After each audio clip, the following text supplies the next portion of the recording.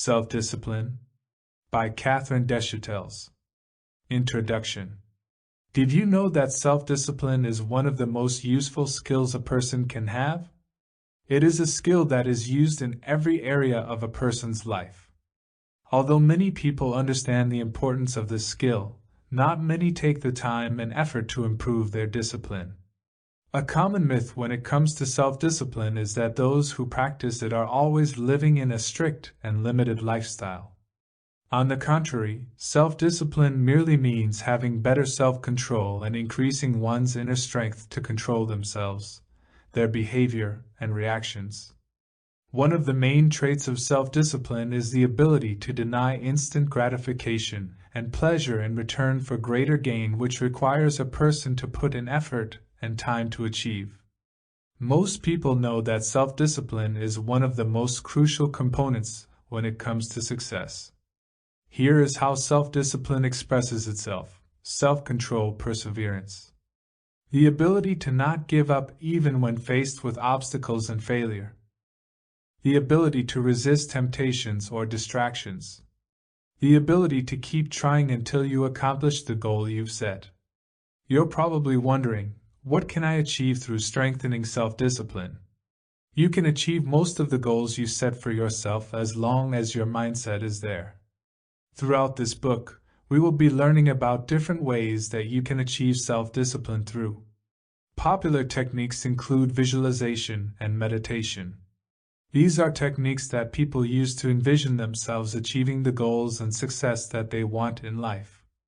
By being able to picture what they want, people have achieved goals that they never thought were possible simply by altering their mindset and overcoming bad habits. People such as athletes and entrepreneurs all rely heavily on their self-discipline ability in order to achieve the success that they want. Those that are in industries where their success highly relies on their ability to perform tend to naturally showcase better self-discipline behavior due to having more practice from exercising it every day. For example, people in sales tend to showcase more self-discipline than other occupations because of the targets that they have to meet. People within the sales industry are normally hired due to their motivation to make money. Due to this motivation, they likely have a goal or target in mind for how much they want to sell within a certain time frame. By having a defined goal, they are driven to do everything they can to reach it, and is constantly overcoming obstacles like instant gratification and laziness. If a person is constantly overcoming those obstacles every day, those obstacles slowly start to feel like they aren't there anymore. That's when self-discipline becomes a habit. This is the goal that I want us to get to throughout this book. No matter how young or old, how inexperienced or experienced, or what education level you have, this book will be able to help you strengthen your self-discipline so you can utilize it in your daily life to achieve the things you want to achieve. The things you want to achieve don't have to be huge goals like building your own billion-dollar company, but you can use it to start achieving some little things that you want in life. This can be quitting smoking, eating healthier, or completing a personal project that's important to you. Regardless of who you are and what you want to accomplish, the basis of self-discipline is the same for everyone. This book will help you understand everything you need to know about self-discipline, the benefits and challenges that it brings, and I will provide you with a step-by-step process on how you can achieve self-discipline along with some practical exercises that you can use to strengthen it. The art of discipline. Understanding what the psychology behind self-discipline is extremely crucial, as it will help you learn what the driving factors are behind it. One of the main factors that drive self-discipline is willpower. A common belief in people is that they think they can change their lives for the better if they simply could just have more willpower. If people had more willpower, everyone would be able to save responsibly for retirement, exercise regularly, stop procrastinating, avoid alcohol and drugs, and achieve all kinds of their noble goals. One survey that studied all Americans and their annual stress found that the majority of the participants reported that lacking willpower is the number one reason for not following the changes that they want for themselves. What is willpower? In the survey that we just mentioned, it was reported that the biggest obstacle when it comes to people achieving change was the lack of willpower. Even though many people often place blame upon the scarcity of their willpower for their unhealthy choices, they are still grasping on to the hope of being able to achieve it one day. Most people in this study also reported that they think willpower is something that can be taught and learned. They are absolutely correct. Some research recently has discovered many ways of how willpower can be strengthened with training and practice. On the contrary, some participants in the survey expressed that they think they would have more willpower if they had more free time to spare. However, the concept of willpower isn't something that increases automatically if a person has more time in their day.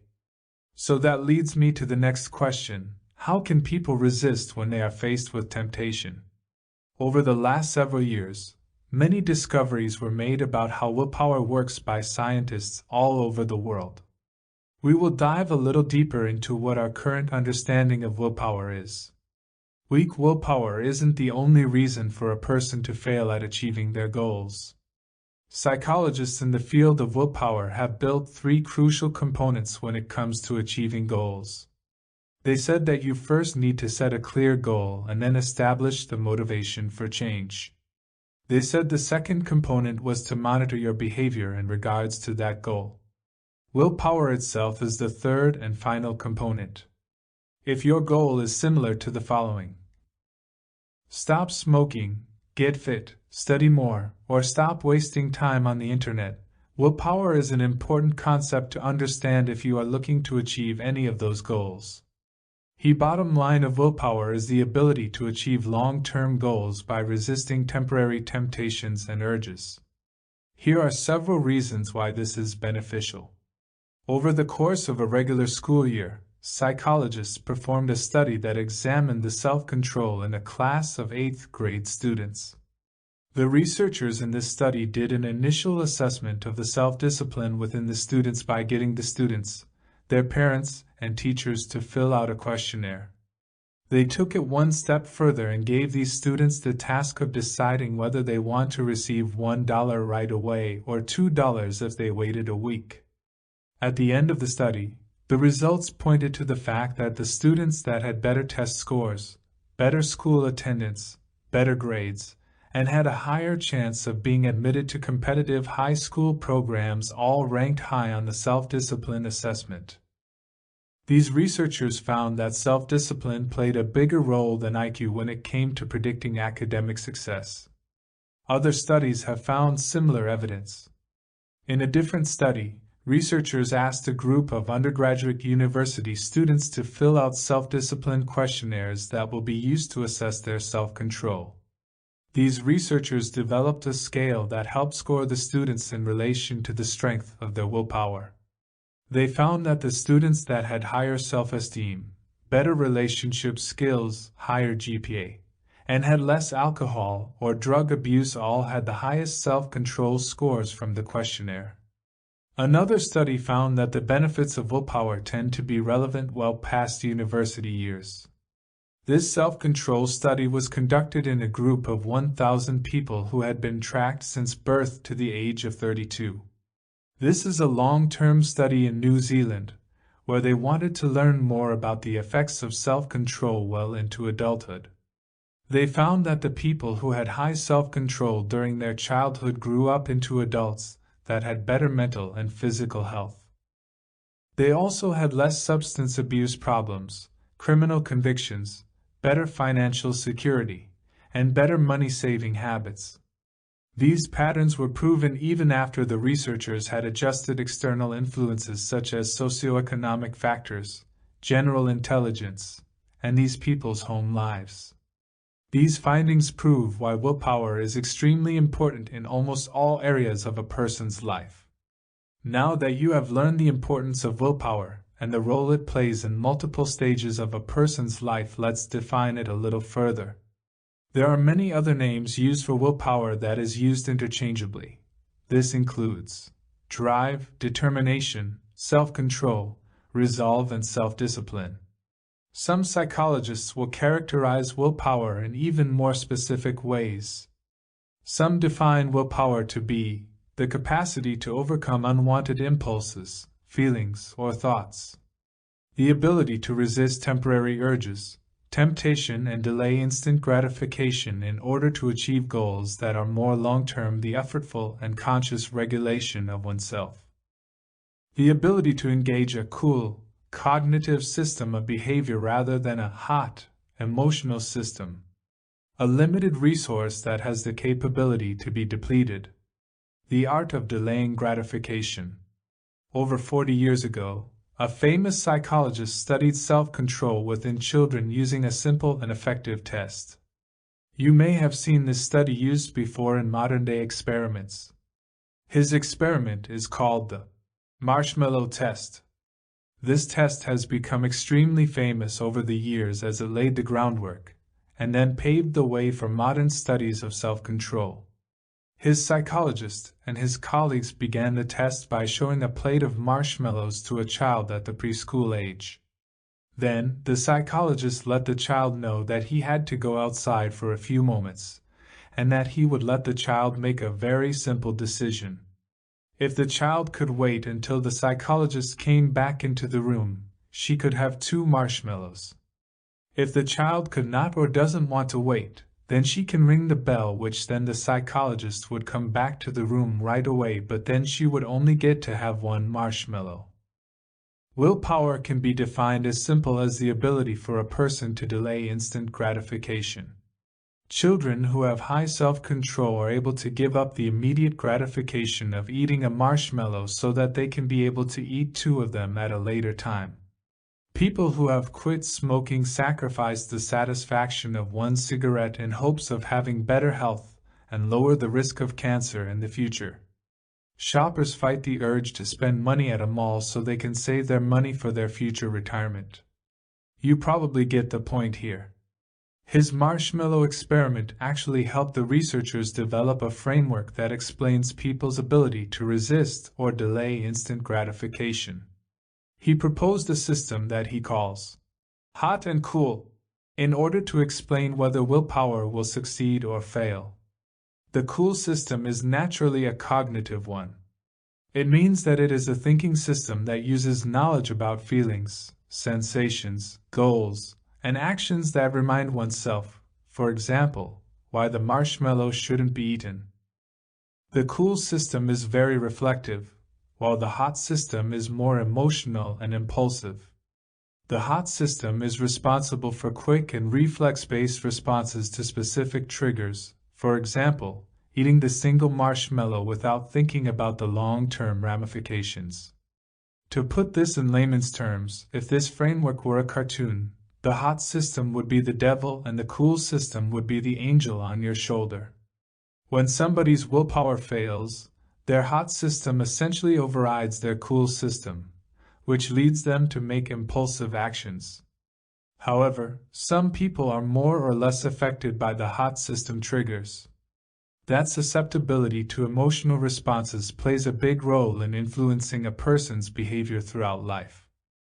The same researcher discovered that when he revisited his experiment with the children that had now grown up into adolescence, he found that the teenagers who were able to wait longer to have 2 marshmallows when they were children were more likely to have higher SAT grades, and their parents were more likely to rate them of having better ability to handle stress, plan, respond to reason, and exhibit self-control in frustrating situations, and could concentrate better without being easily distracted.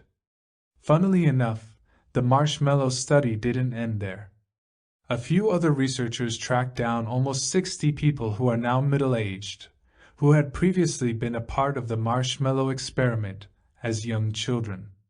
These psychologists proceeded to test the participants' willpower strength using a task that's been proven to prove self-control within adults.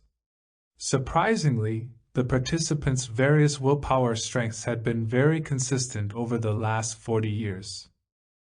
Overall, They found that the children who were not successful in resisting the first marshmallow did poorly on the self-controlled tasks as an adult, and that their hot stimuli seemed to be consistent throughout their lifetime.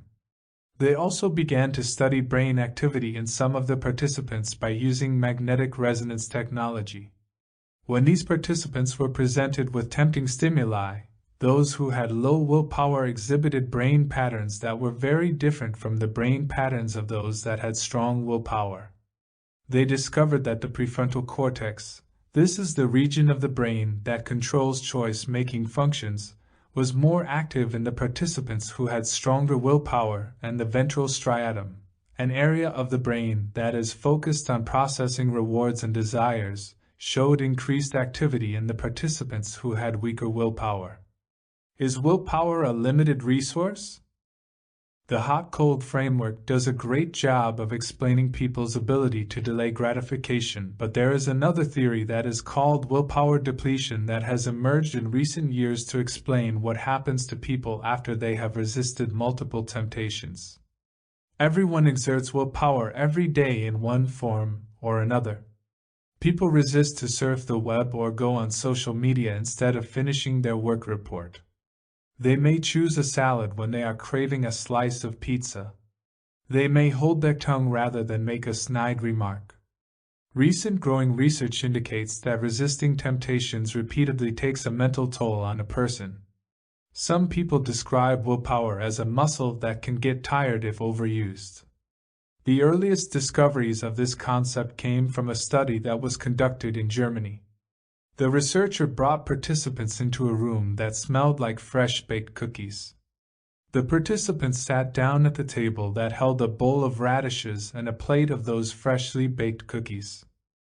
The researchers asked some of the participants to taste those cookies while the others were asked to try the radishes. After this, the participants were assigned to complete a difficult geometric puzzle in 30 minutes. The researchers found that the participants who had to eat the radishes, therefore resisting the urge to eat the cookies, took 8 minutes to give up on the puzzle, while the participants who got to eat the cookies tried to complete the puzzle for 19 minutes. The evidence here seems as if the people who used their willpower to resist eating the cookies drained their resources for future situations.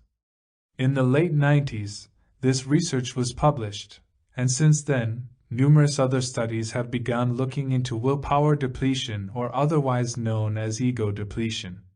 One study, for example, the participants were asked to hold back and suppress any feelings they had while they watched an emotional film. These participants then participated in a physical stamina test but gave up sooner than the participants who watched the movie and reacted normally without any suppression. Depleting willpower is very common in today's society.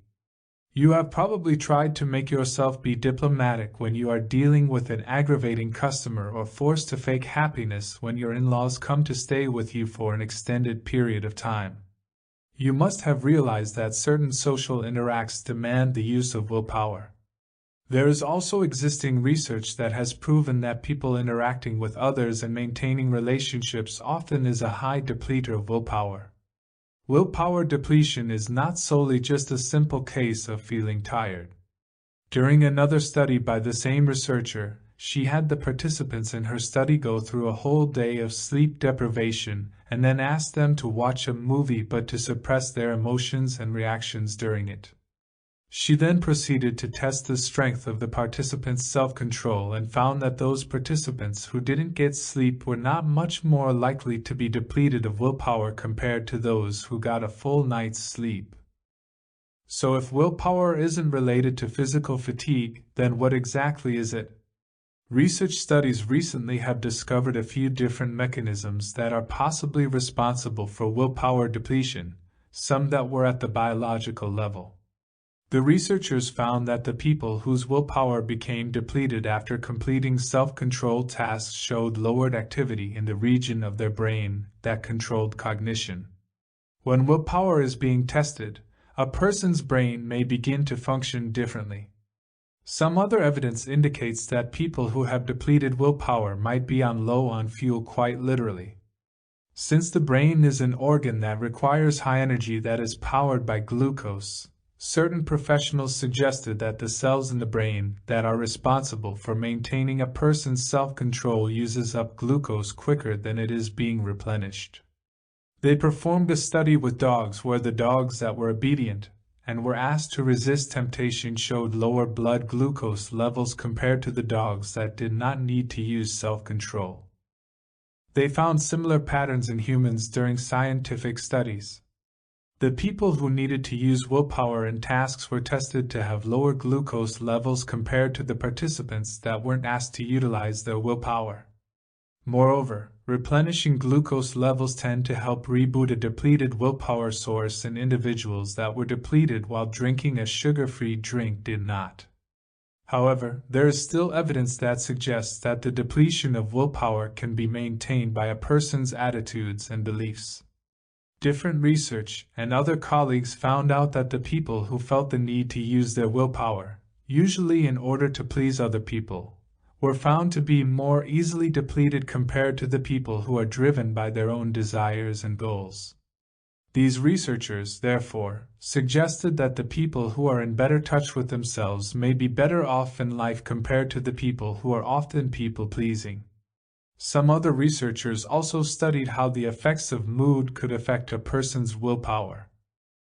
A study that took place in 2010 discovered that the group of people who believed that willpower is a resource that is limited were more likely to have willpower depletion. However, the group of people that did not believe that willpower can be depleted didn't show any symptoms or signs of willpower exhaustion after using their self-control.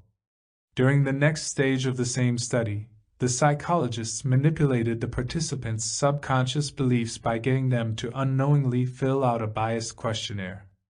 The group that was manipulated to believe that willpower is for a fact a limited resource exhibited symptoms of willpower depletion exhaustion, while the group that believed that willpower was not depletable didn't show any signs of declining self-control. So at the end of all this evidence and discussion, do you think willpower is a limited resource? Many ideas point to evidence that supports both spectrums of this answer. They argued that willpower depletion in the early stages could be buggered by factors such as belief and mood. However, more research is definitely required for us to explore how moods, attitudes, and beliefs might be affecting a person's ability to resist temptation. Healthy behaviors and willpower. A person makes decisions every day in order to resist urges and gratification so that they can seek a more healthy and happy long-term life.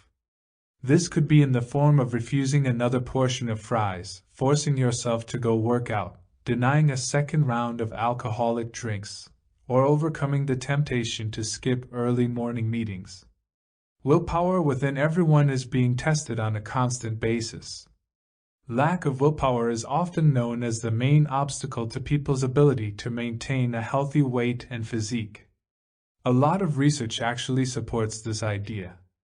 A study found that children that had better self-control had less likelihood of becoming overweight when they grew up into their adolescence years due to their ability to delay gratification and control their urges. However, just like we talked about earlier, resisting those urges may diminish a person's willpower to resist the next temptation.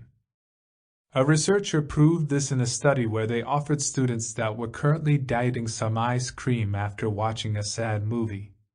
Some of the participants were asked to watch the movie like any other normal day, while the other group was asked to not show any reactions or emotions, which is a task that requires self-control. The psychologists discovered that the participants who had to use their self-control to withhold their emotions and reactions indulged in more ice cream compared to the participants who were allowed to watch the movie normally and react as they'd like. A lot of people often place most of the blame on their bad moods for causing their emotional eating. However, that study found that the participants' emotional states were not the cause of the amount of ice cream that they consumed. In layman's terms, the depletion of willpower had more significance than a person's mood when it comes to determining how much ice cream the participants ate. We have to keep in mind that the reason behind why someone is on a diet will also play a role in willpower depletion. As we had just discussed, researchers found that people's attitudes and inner beliefs may create a buffer for them in terms of the effects of willpower depletion. In a further example that is based on this theory, the researchers asked participants to resist the temptation of eating cookies that were placed in front of them. He then tested the participants' strength of self-control by getting them to squeeze an exercise hand grip until they couldn't anymore. He discovered through this exercise that the people who refused to eat the cookies for their own reasons, such as finding enjoyment in resisting treats, showed better control in this physical test compared to the ones who refused the cookies for reasons that were external, wanting to impress the experimenter. At this point, it is obvious that willpower is a required component when it comes to eating healthy. If a person is living in a surrounding where there were plenty of unhealthy but delicious food options, the action of resisting temptation is more likely to deplete willpower, and even making it difficult for highly motivated healthy eaters. Since the behaviors of overeating are very complex, the role of willpower is argumentative when it comes to discussions for obesity treatments. Some of the experts in the field of willpower believe that using self-control and personal choices causes people to be stigmatized, which makes them unlikely to be motivated to lose weight. Many dietitians advise against using willpower as a tool and argue that dieters should be focusing on lowering the effect that their environment will have on their eating habits and behavior. Ultimately, when it comes to the world we live in today, resisting the temptation to eat unhealthily can be a hard challenge. We are constantly exposed to ads for delicious high-calorie foods.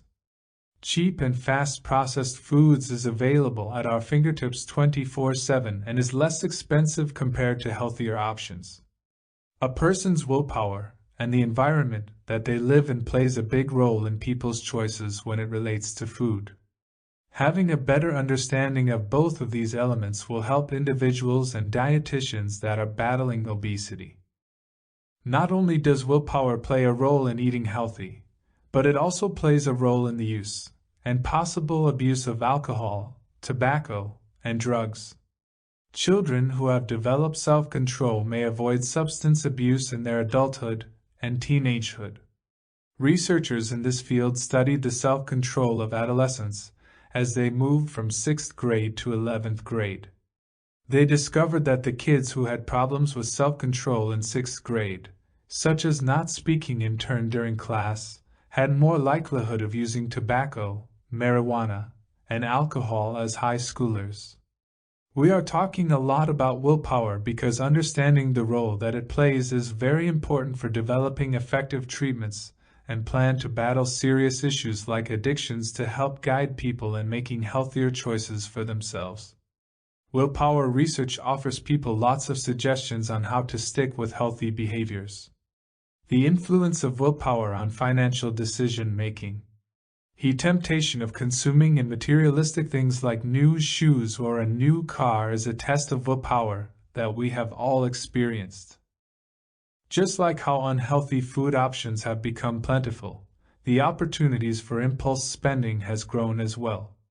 ATMs are on every corner, and the rise of shopping online only allows a person to spend all their money without having to even leave the comfort of their couch. Willpower depletion affects people's ability to choose healthier lifestyle options and also affects their purchasing behavior. Professors from the University of Minnesota did a study that focused on impulse buying and willpower depletion. They showed the participants a silent movie with a series of words that appeared on the bottom of the screen. A group of those participants were asked to not pay attention to those words, which were a task that required the use of self-control.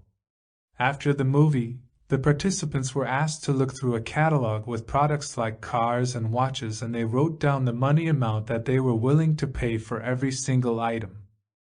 The participants that used self-control during the movie were willing to spend more money, about $30,000, while the participants who didn't deplete their willpower were willing to spend approximately $23,000. In the next experiment, The researchers tested the spending behavior of the participants by showing them the opportunity to buy lower-cost objects like cups and decorative stickers. The group that had done self-control in the previous experiment expressed that they felt a higher temptation to buy those items. In fact, they purchased more items and spent more money compared to the participants who hadn't done the self-control exercise. The task of making decisions financially can be much harder for people that are impoverished. Researchers conducted various studies in India to explore the relationship between poverty and willpower strength. In one study, this researcher visited two different villages, one that was poor and one that was richer. The researcher offered people an opportunity to buy a luxury brand name soap at an extremely discounted price tag. This item was a great deal in terms of cost, but it still showed that people who live in poverty had difficulty making financial decisions as such. The participants in the study were told to squeeze a hand grip made for exercise, which is a popular test of strength regarding self-control, before and after the soap was offered to be purchased. The researcher found that the participants who had more money exercised the hand grip for the same amount of time prior and post to the opportunity to buy that soap. However, they found that poor participants squeezed the hand grip for a smaller amount of time after making a purchasing decision. Their willpower was depleted, and the researcher had concluded that it was likely run down by the difficulty of making that financial decision. This research may sound depressing, but there is a silver lining. If impoverished people have a higher chance of using up their willpower, then it could possibly mean that lowering the amount of hard decisions that they have to make every day to help prevent the depletion of willpower will give them the ability to make future decisions. A different researcher studied this effect amongst thanking customers in Southeast Asia. They offered customers the opportunity to open a savings account, but it comes with a catch. These customers would only be able to withdraw their funds after reaching a targeted saving goal or target date that they have decided for themselves. A year later, the participants that signed up for these accounts saved 82% more than the participants who had not opened the special savings account. When the decision to save money or spending money is taken away, it helps customers avoid failing at self-control. All of this evidence collaborated to show that the people who are in the lower end of the socioeconomic spectrum are more likely to deplete their self-control resources. It's not that people who don't have money have less willpower than rich people. Rather, the people that are living in poverty have to make more willpower-draining decisions. This means that every decision they make, whether it is as simple as buying soap, will require self-control, which, therefore, dips into their limited resources of willpower. Improving your self-control. A ton of research has been developed recently in order to explain the numerous elements of willpower. Many professionals that study this area of self-control to this with one goal on their mind. They are about these types of questions. If willpower is a limited resource, what can we do to conserve it? How can we strengthen willpower? One effective tactic for maintaining willpower is simply to avoid temptation. In the marshmallow study, children were given a choice of being allowed to eat one marshmallow right away or having to wait an undefined period of time to have the opportunity to eat 2 marshmallows. They found that the kids who started at the marshmallows during the whole time were found to be less likely to resist the treat compared to the kids who shut their eyes and refused to looked away, or created a distraction for themselves. The technique of out of sight, out of mind works with adults as well. In a recent study, researchers found that office workers who kept unhealthy snacks such as candy in their desk drawer consumed it less compared to when they would put the candy on top of their desks at eye level. A technique called implementation intention is another helpful tactic that helps improve willpower. These intentions are usually in the form of if-then statements that aid people in planning for situations that are likely to disrupt their goals.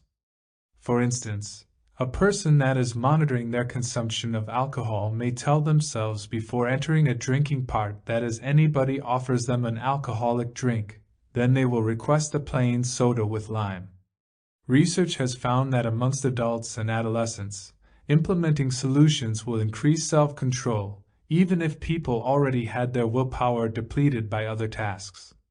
People that have a plan ahead of time allows them to easily make decisions in the moment without needing to draw upon their bank of willpower resources.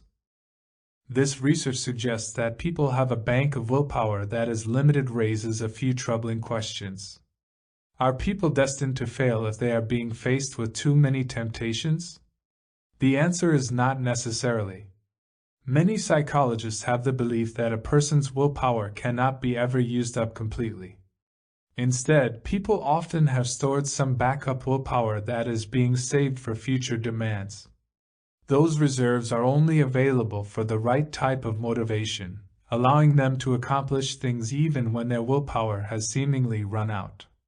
In order to demonstrate this idea, a researcher further found out that individuals who had their willpower used up completely continued to be able to accomplish self-controlled tasks when they were being told that they would be compensated well for their actions or if their actions would bring benefit to other people.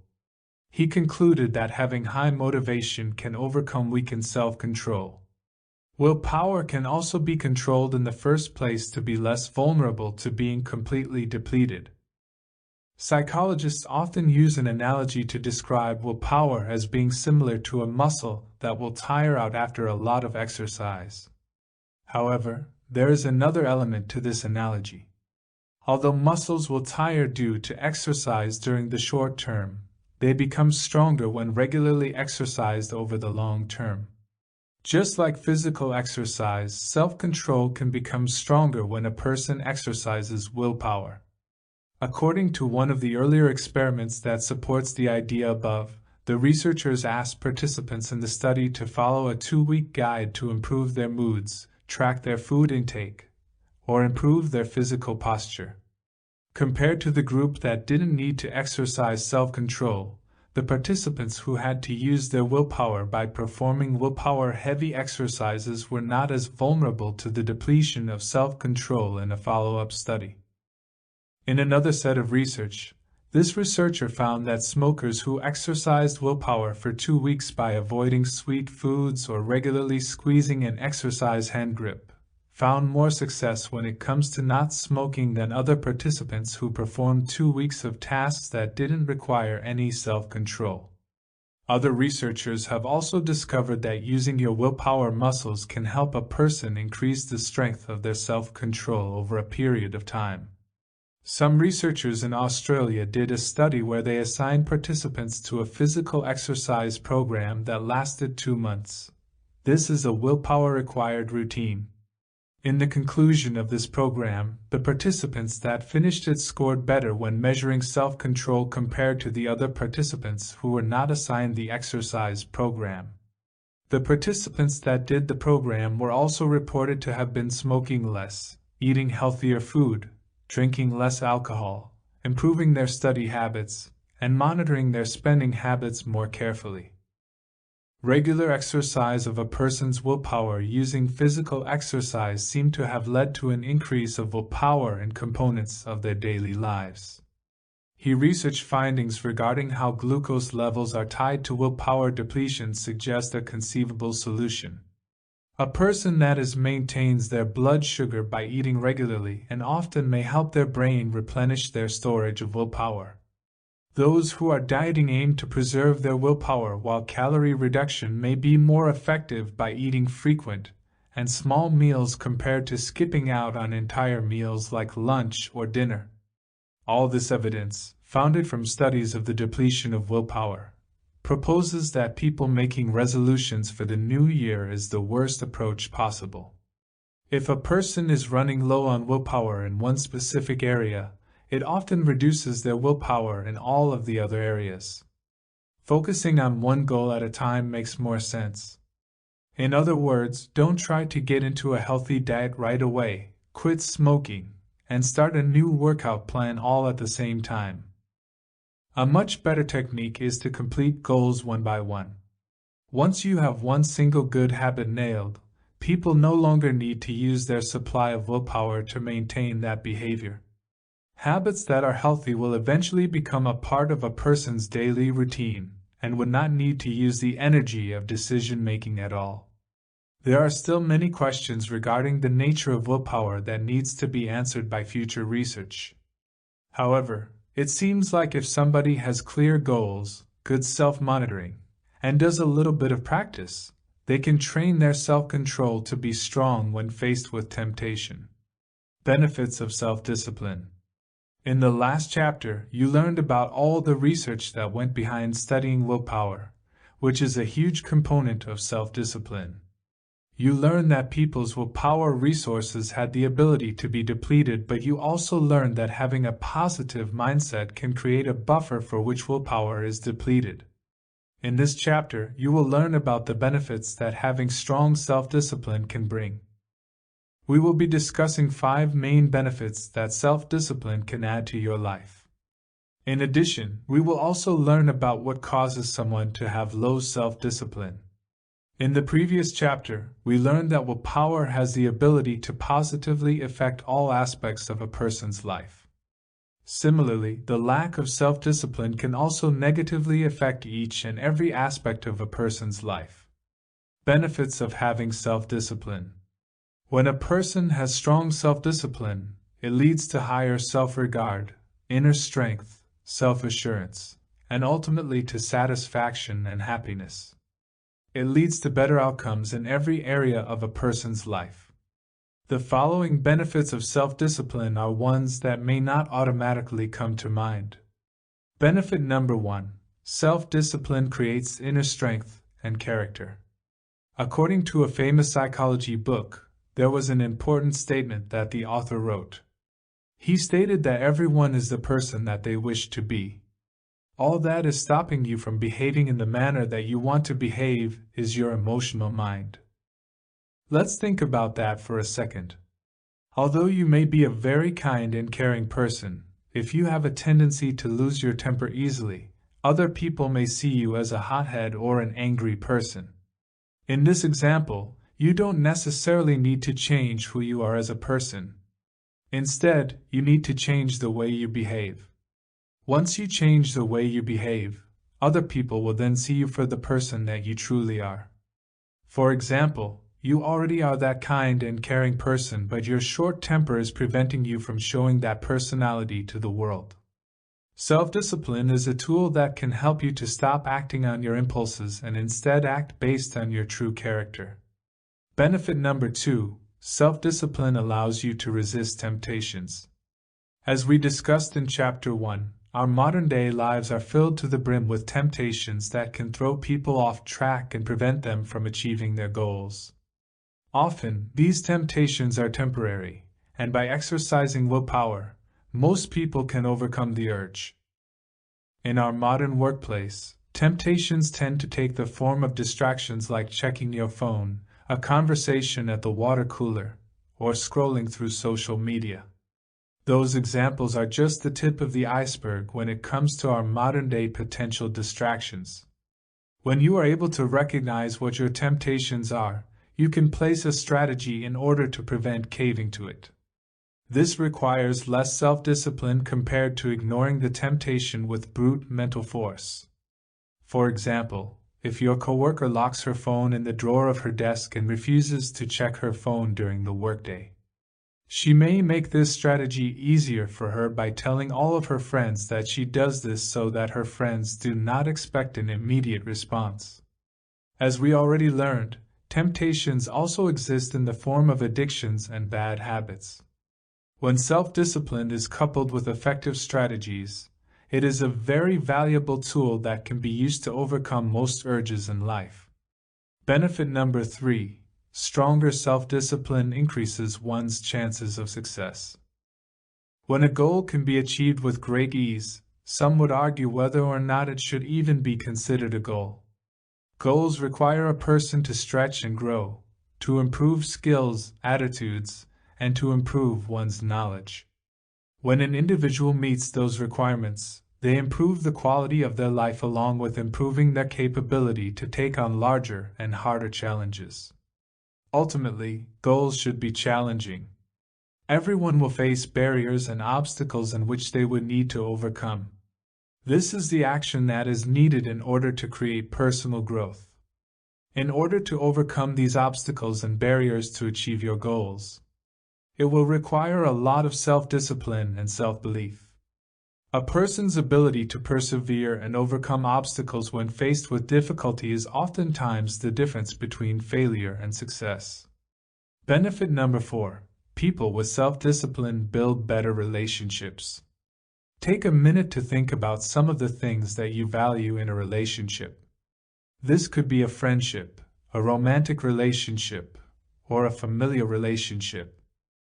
You may value important things like integrity, dependability, loyalty, and honesty. All of these traits require a person to have a strong character.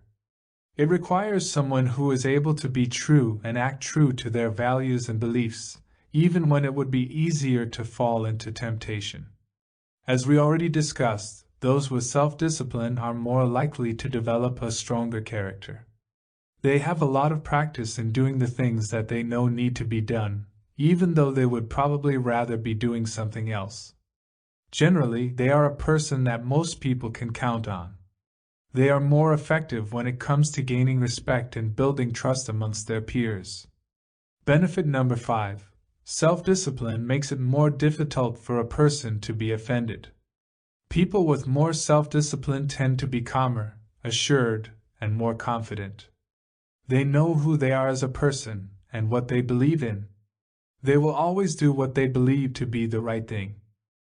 As we mentioned throughout this book, although the task that needs to be done may not be something that they want to do at that very moment in time, the strength of self-discipline demands them to be true to their values and beliefs. One of the major benefits of this behavior of a self-disciplined person is that they can always be confident that they have done their best. If a person knows that they tried their very best and couldn't have done any better, they will be able to hold their heads up high, knowing that any insults or criticism are meaningless. However, this person would also be prepared to listen to any constructive criticism, but negative feedback does not affect them much at all. To maximize the benefits of self-discipline, a person must have goals that are effective in motivating and inspiring them. Causes of low self-discipline. At this point, we've learned that having high self-discipline helps people establish their inner strength and character, enables them to withstand temptation, increases their chance of success, builds better relationships, and has more resistance to feeling offended. We will now discuss some of the causes as to why some people have low self-discipline. Having low self-discipline, not unlike having high self-discipline, affects people's performance in multiple aspects of their life. This includes the performance at work, school, relationships, sports, and financial well-being. Lack of self-discipline shows up in all the different things that people do in their lives.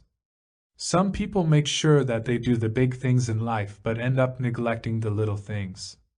They do this to impress other people who don't know them very well. However, they tend to annoy and disappoint those that are close to them because it shows that they don't care enough about the people that they should be showing respect to. When people choose to not perform certain chores or duties, don't do what they say they would, don't show up for appointments, or don't make themselves presentable for every day, they are showing low self-discipline. So you may be wondering, why don't we take more responsibility for these everyday obligations? Below are 2 reasons why. Attitude. One of the reasons why people don't take more responsibility for everyday obligations is because they don't believe in its importance. Why is this? Why do some people take the time to be considerate, clean, trustworthy, and honest while others believe that those things are important? The answer is their attitude towards themselves, other people, and life itself.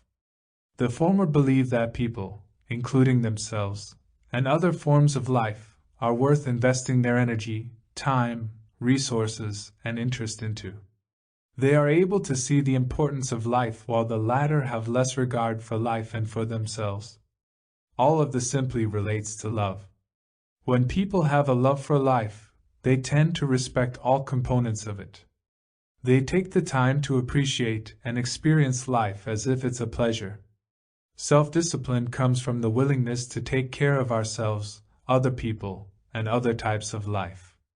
The lack of discipline shows less willingness to respect themselves or other things.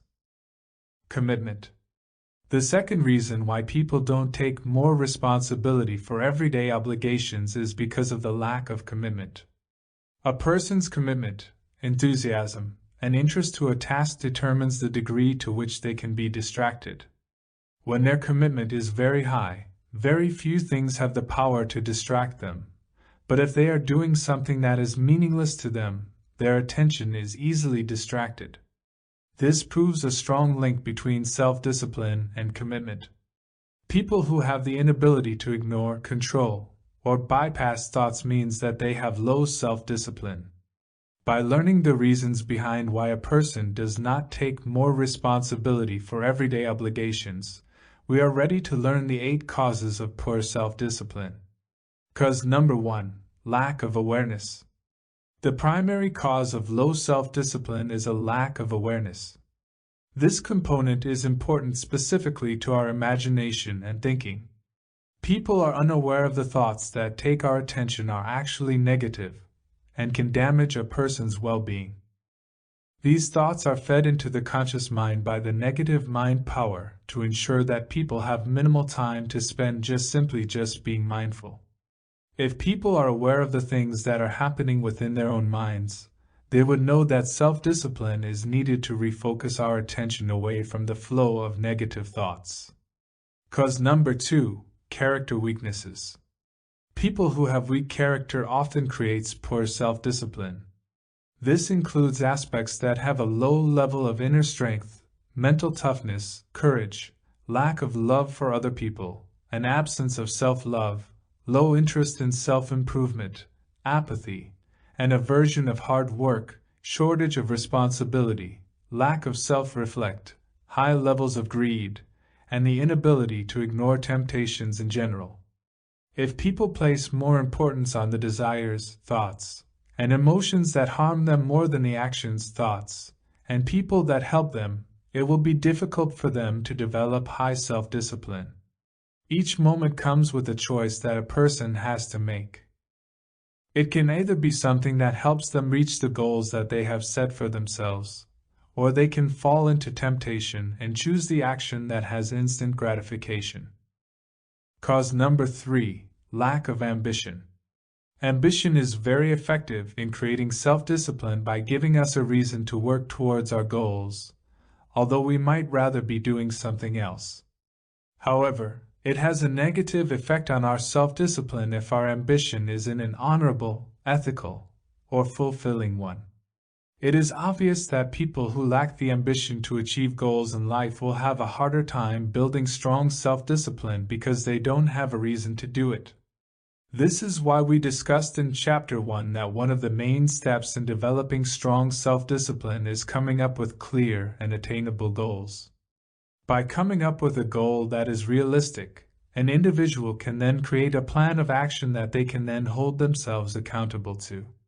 They also need to continue finding the motivation and ambition to keep them striving towards their goals. Cause number 4, having goals that have low importance. People that have goals that aren't that important tend to lack the ambition to achieve them and therefore will not be able to practice their self-discipline. If people set goals that looked good on the outside but didn't actually believe that they were necessary, or didn't see them as goals that are important enough to accomplish in the first place, then they may find it very difficult to exercise self-discipline in order to put in the work to achieve them. One of the main motivating factors of self-discipline is having a goal that a person is able to stand by or is important to them.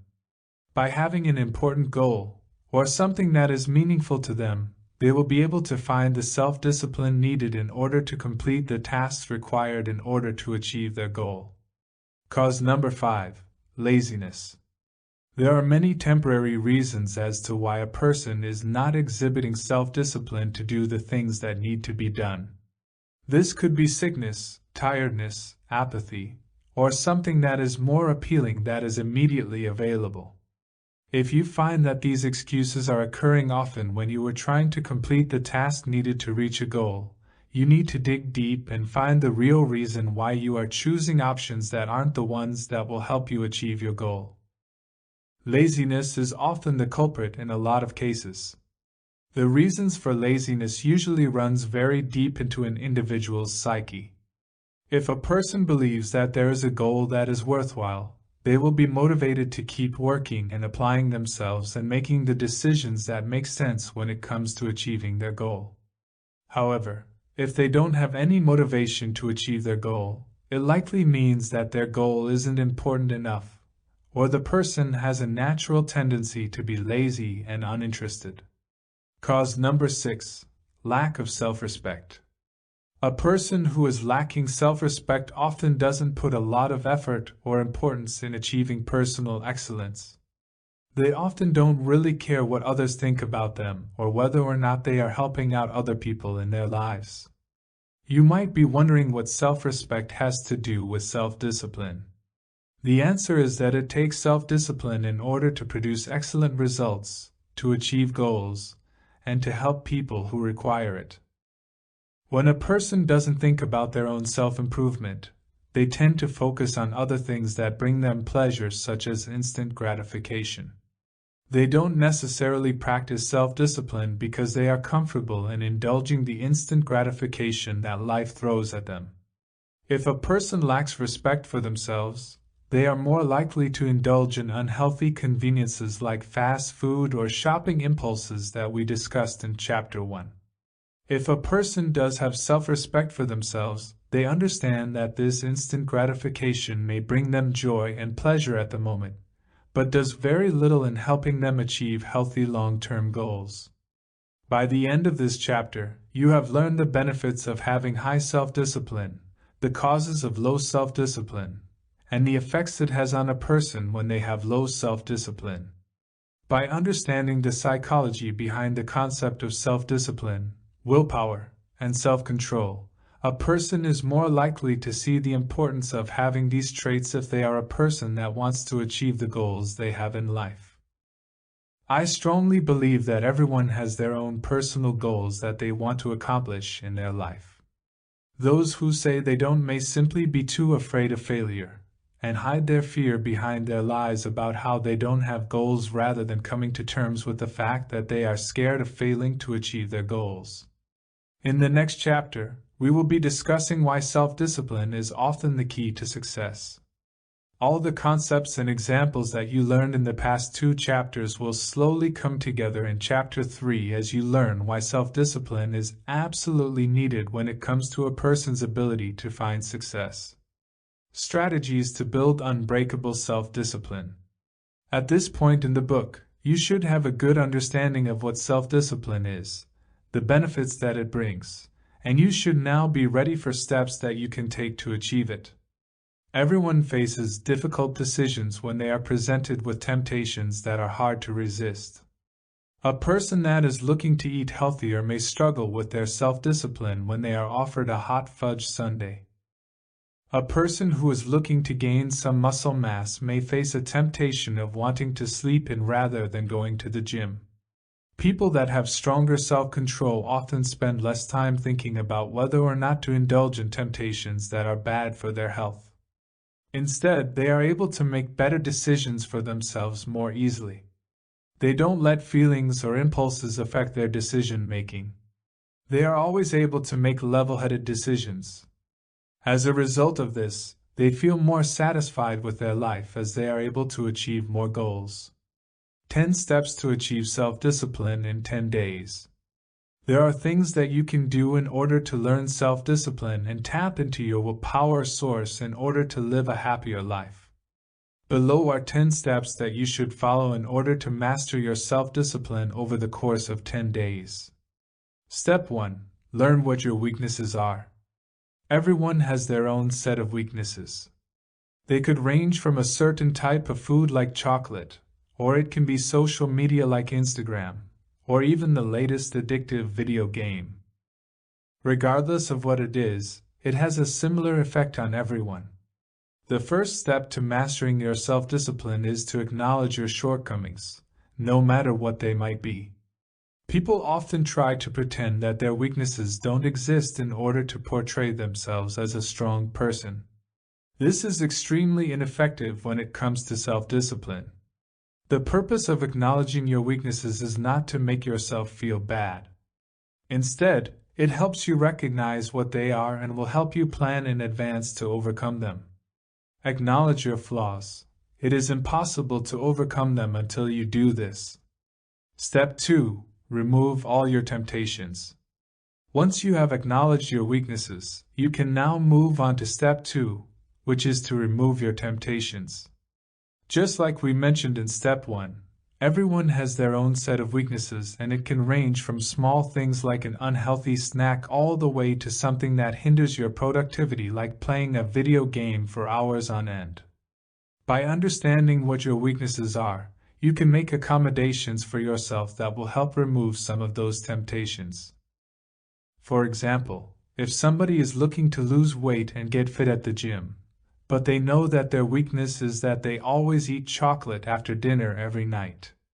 Their temptation removal, in this case, would be to not buy any more chocolate that they keep around in their home. By not having chocolate in the home, they would be unable to fall into the temptation of eating it, which will hinder their progress of getting fit. However, this does not mean that they will never be able to eat chocolate again.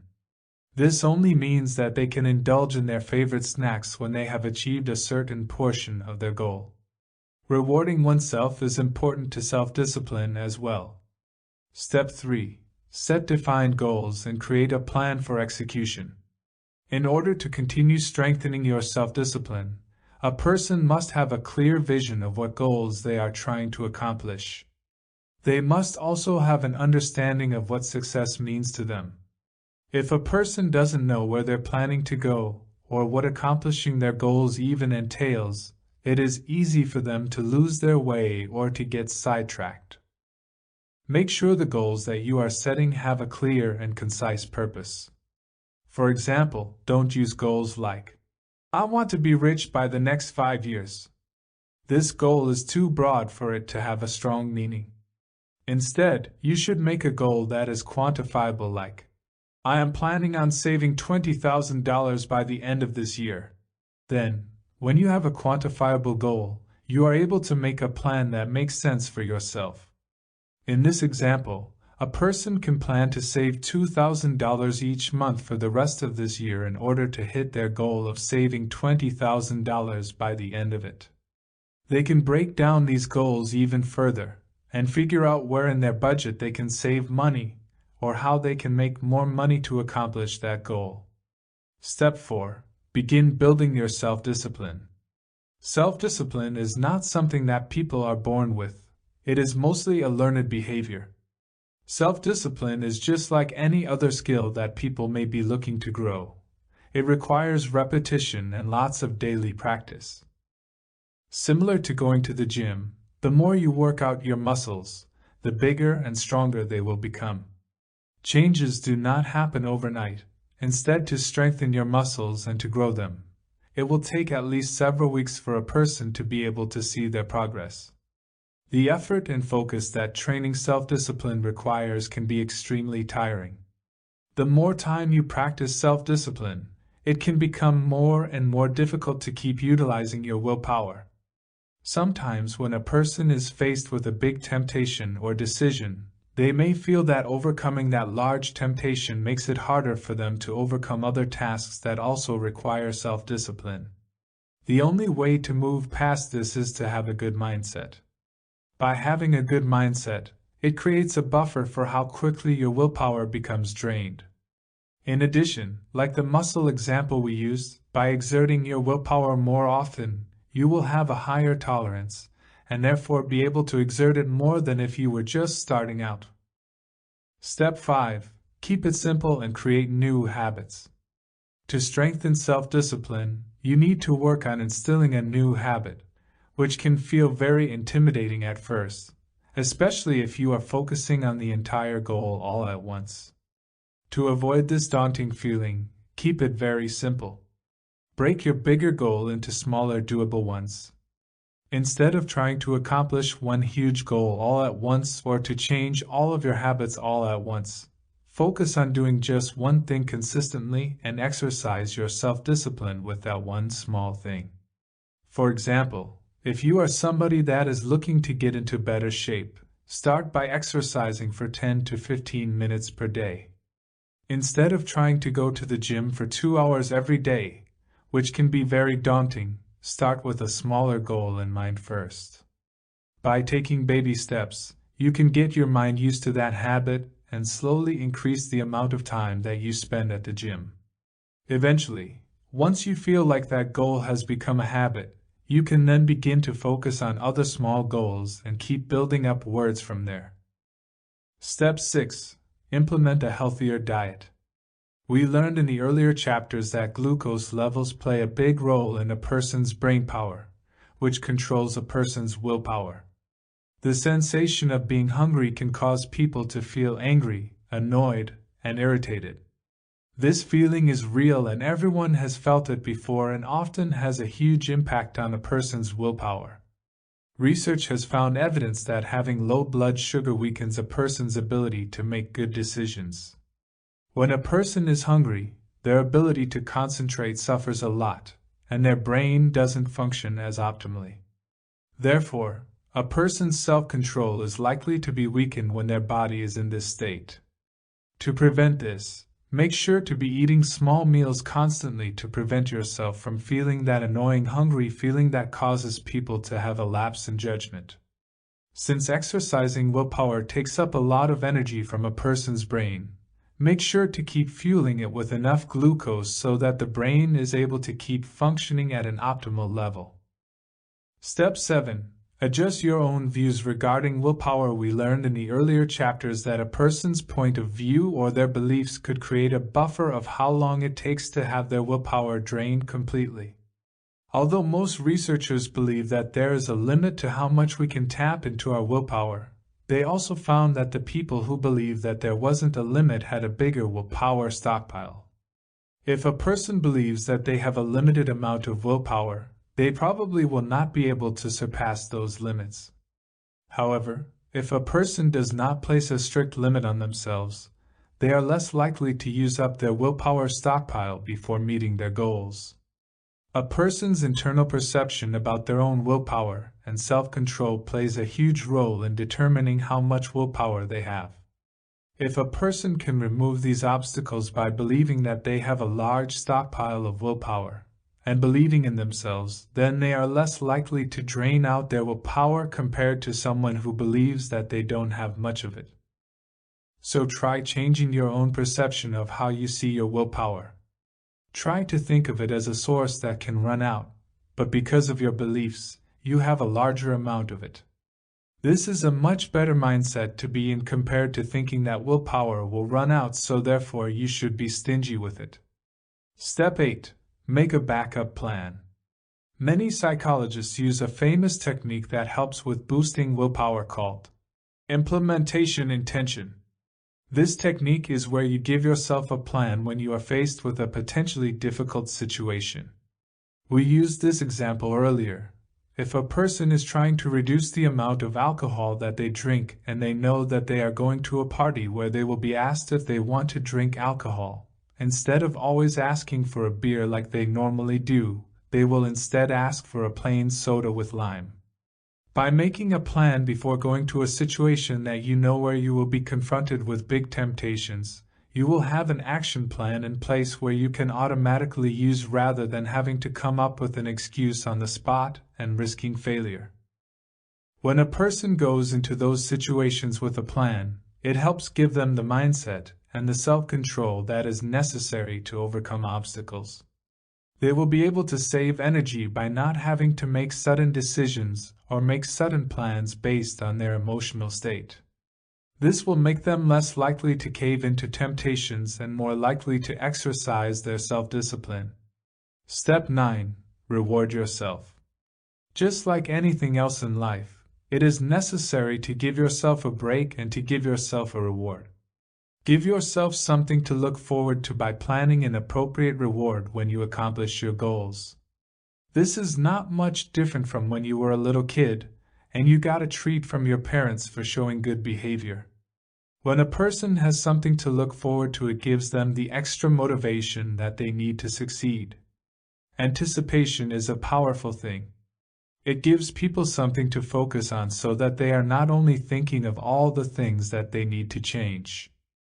When you have achieved one of your goals, you can find yourself a new goal and a new reward in order to keep motivating yourself to move forward.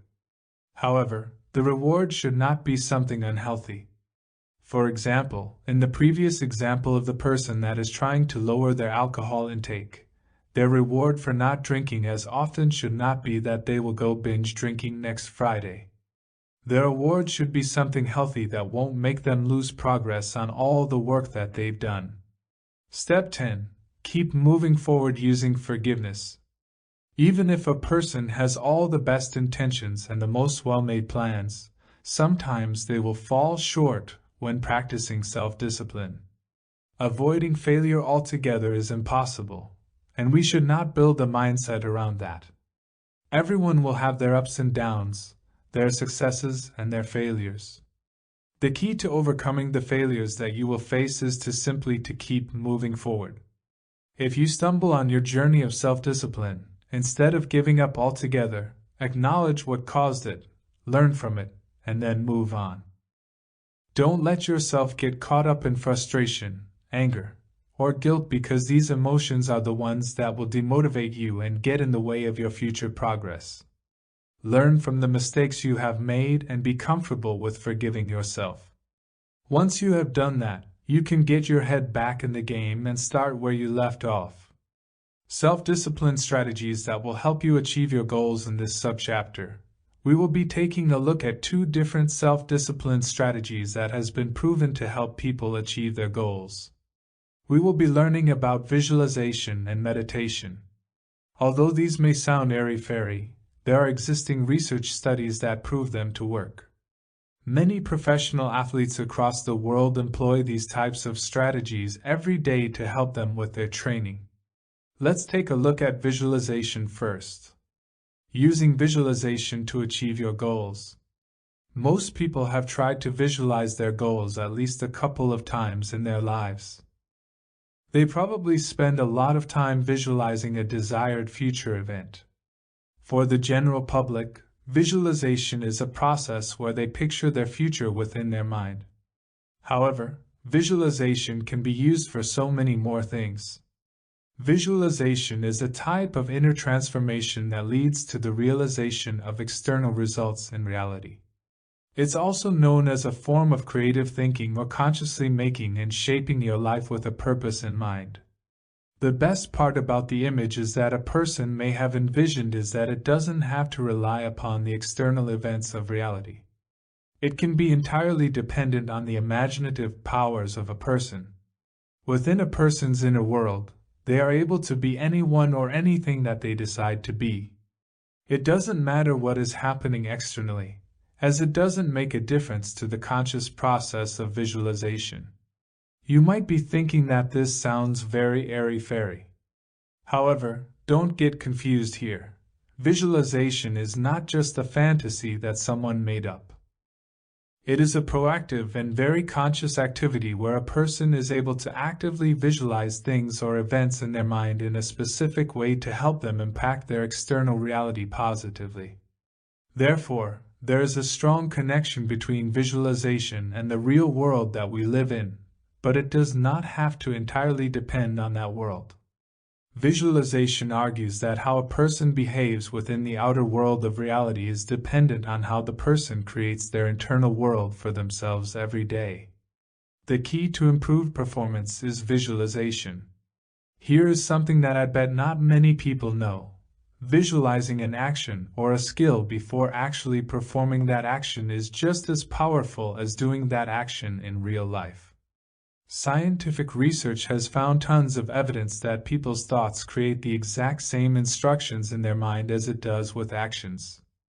This means that when somebody is rehearsing or practicing an action in their mind using visualization, it actually impacts the many cognitive processes within a person's brain that includes planning, motor control, memory, and attention perception. In layman's terms, a person's brain is activated in the exact same manner when they are visualizing an action compared to when they are doing that action physically. Ultimately, scientists can safely assume that the act of visualization is just as valuable as physically performing an action. Many athletes in certain sports use the act of visualization to help themselves train before a competition. For example, in Olympic cycling, the cyclists will prepare for a competition by closing their eyes and visualizing the racetrack in their mind. They move their bodies while visualizing the way that they will travel through the racetrack in order to train their muscle memory and reflexes even further. This way, when they do begin to compete on the racetrack, they have already visualized themselves cycling through it using the strategies that they have been taught and visualized in their minds. This is a technique and training skill that many professional coaches teach their athletes to do. When a person is visualizing, their conscious mind is actively aware that the things they're visualizing is not real but is just produced via imagination. Despite this, a person's subconscious doesn't have the ability to identify the difference between what a person is imagining and what they are actually doing. In other words, a person's inner mind isn't able to distinguish the difference between real life, an imagined future, or a past memory. Rather, the mind is under the impression that everything a person sees is real. This is proven by numerous brain scans that scientists have conducted over the years, where they discovered that there is no difference in brain activity when someone is observing something in the real world compared to when a person is visualizing. All of this evidence is extremely important because it points the theory that by using visualization, people can develop skills that are completely new to them and be able to reprogram and rewire their mind without the requirement of performing those actions physically. For example, if somebody is looking to increase their self-esteem, then they start by boosting their self-esteem using the process of visualization by imagining themselves doing those actions before actually doing it in the real world. Just like how this method is effective for a person to increase their self-esteem, this is also very helpful for people that are looking to increase their self-discipline because it helps minimize the feelings of anxiety. By using the technique of working through scenarios in a person's mind can help them effectively rewire their brain in order to build new patterns, habits, and behaviors which makes completing tasks in the real world far less anxiety-ridden. Due to this, you will feel much calmer when you actually bring those performances into your real life. How worries are reprogramming your brain when a person is experiencing negative emotions like anxiety, fear, worry, or stress. It actually is a form of negative visualization. It is an unconscious type of visualization where a person is not aware that they are negatively visualizing, but it is still a type of visualizing nonetheless. Every time a person stresses or worries about something, they often suffer from having anxiety or fear about what they think the future holds. They are actually in a moment of negative visualization. In addition, in that moment, the person is actually rewiring their own brain in limiting ways. It is exactly like how a person's mind can be reprogrammed to foster positive habits. It is also able to be reprogrammed negatively. When a person indulged in the negative worries that they're feeling in the moment, they are building on the existing neural pathways within their brain. Due to this, every time a person envisions something negative, it makes it easier for them to have the same future worries. A person's negative visualizations can make a person feel uneasy or anxious at that moment. It makes it worse that a person's subconscious doesn't have the ability to tell the difference between a visualization and what the person actually sees. Due to this, the person's brain views those events as if it is happening in real life, which causes the neutral networks to be formed in their brain, which creates new beliefs, habits of behaviors and perspectives. In plain English, The person is effectively building new patterns by rewiring their brain to support all the things that they have negatively envisioned. When a person does that, it means they are developing a behavior or skill that is unhelpful. The more often that this person thinks about this pattern, the easier it is for their mind to keep replaying that pattern repeatedly until the action of worrying becomes a habit that is triggered when a person faces any level of uncertainty. In addition to this, when a person worries about certain things, those specific things have a higher chance of manifesting in their daily life. This is due to a person's reticular activating system, which happens when a person begins to focus on negative things. Their brain is now searching for anything possible within a person's reach that would support those worries. Due to this, everything a person sees will then validate all the things that they worry about. In addition, every time a person makes bad decisions or choices based on their flawed perspective, it leads to them have their worries manifested into their real world. This all sounds very incredible, I know. The best part about this is that the exact process that is at play when someone is visualizing negative things also works in a positive way with the goals that they want to achieve. This process initiates the reticular activating system, which helps people become more aware of the events, opportunities, and other people that are related to their goals. This leads to the person making conscious and subconscious choices based on that information, which helps them achieve their goals in reality. Due to this, visualization is often accidentally used in a negative way, but it can also be used in a very helpful and empowering way. Whichever one you choose is a choice you can make. Positive visualization techniques. In this chapter, we will be taking a look at 4 different types of visualization techniques that a person can use to help improve their life. These techniques include mastering a new skill, healing your mind and body, achieving your goals, creating a plan. We will be learning about the process of the steps that a person can follow in each of those areas, while also discussing the benefits of those techniques. Let's dive right in. Mastering a new skill. One way a person can learn a new skill is to utilize visualization. The technique of visualization is extremely effective when a person is learning new skills due to the way that the brain is activated is exactly the same as when someone is visualizing the skill and when they physically do that skill. For instance, a study that an Australian psychologist did that studied the visualization technique in regards to a person's ability to accomplish free throws in basketball. This is when a player in a basketball team shoots the ball from the free throw line after the referee calls a foul during a game. This psychologist chose 3 groups of students at random who have never tried visualization before. The first group practiced the skill of free throwing for 3 weeks straight. The second group only practiced free throws twice, once on the first day and once on the last day. The third group did the same. However, the people in the third group visualized free throw for 30 minutes every single day. If they had missed in their visualized free throw, they practiced getting the free throw right the next shot. On the last day of this experiment, the psychologist measured how the participants improved using percentages. The group that got physical practice every day improved their free throws by 24%. The second group that only practiced twice did not improve at all.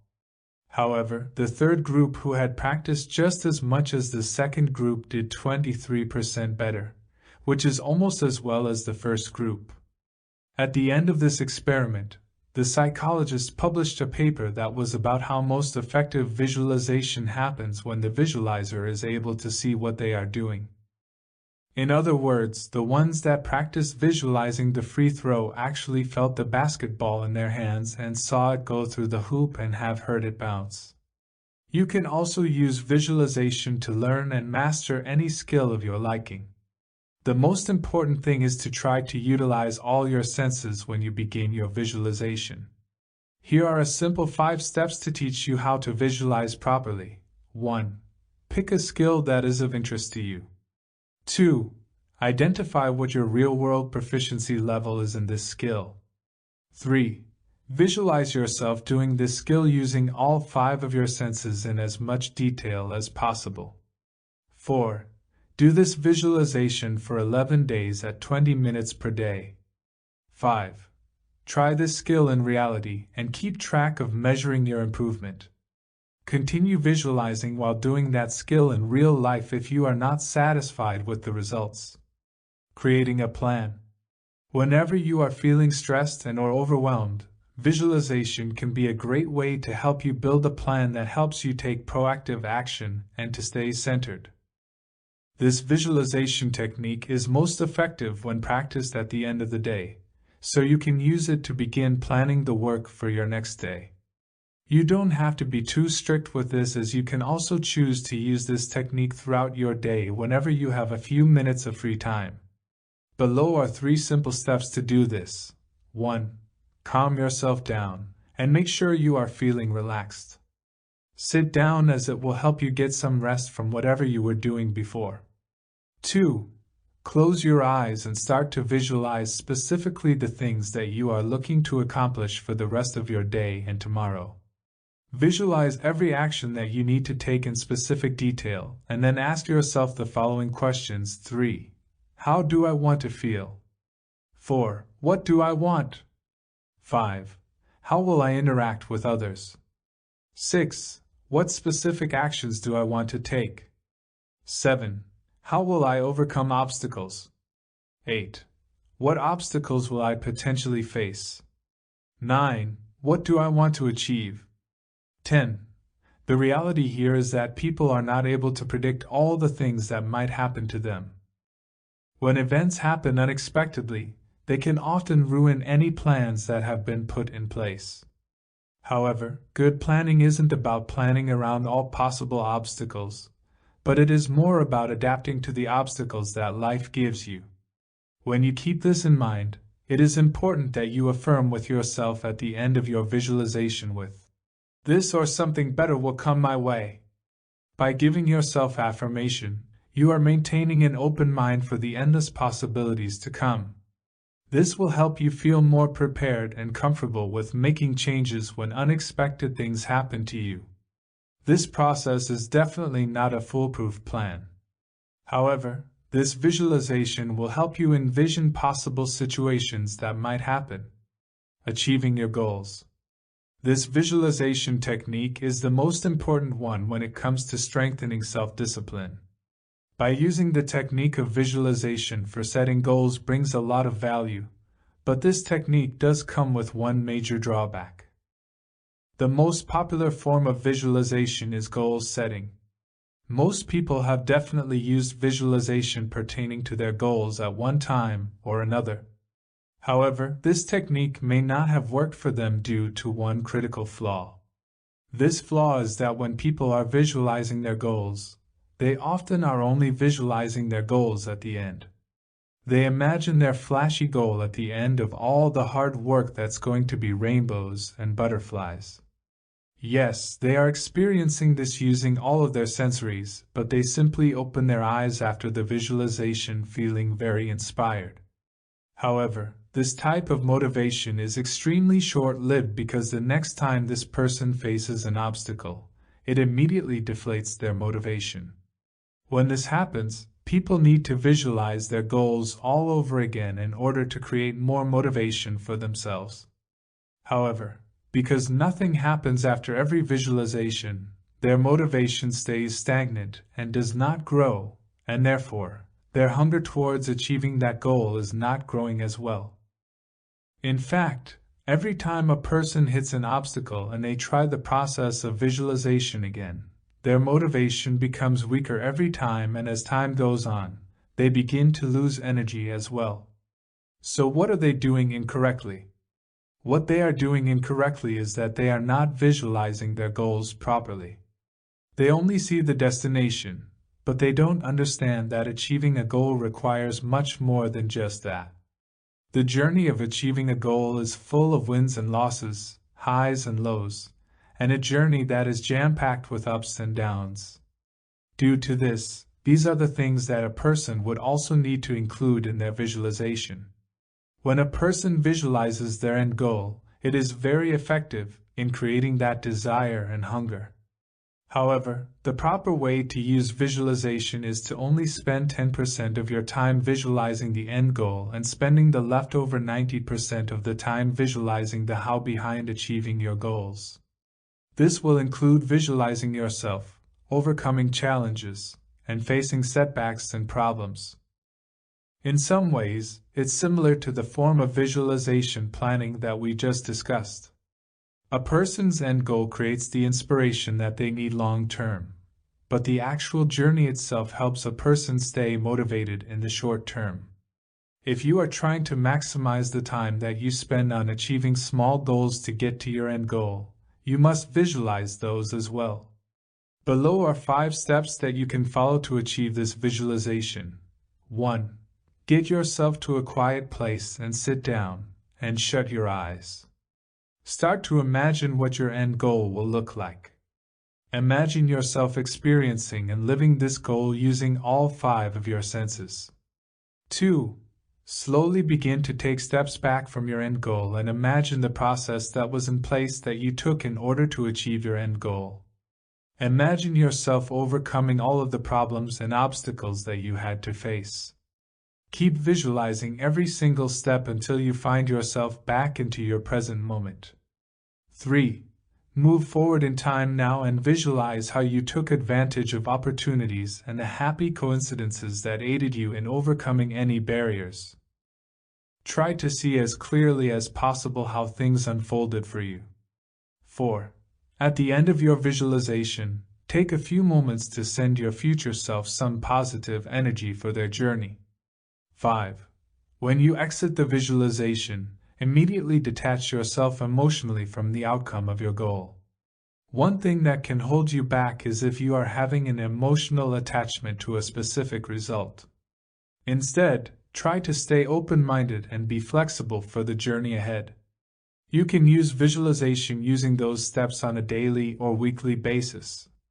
Your weekly sessions can be as long as 30 minutes, and you can keep your daily sessions shorter so they are between 5 to 10 minutes. However, be sure that you are focusing your daily sessions on achieving the next steps of your goal for that specific day or upcoming week. This will keep you moving forward towards your goal. Then, you can focus your weekly visualizations using the 5 steps above. Using meditation to achieve your goals. One of the most powerful and inspiring things that humans can do is being able to visualize the things that they want to manifest, and then actually making it happen.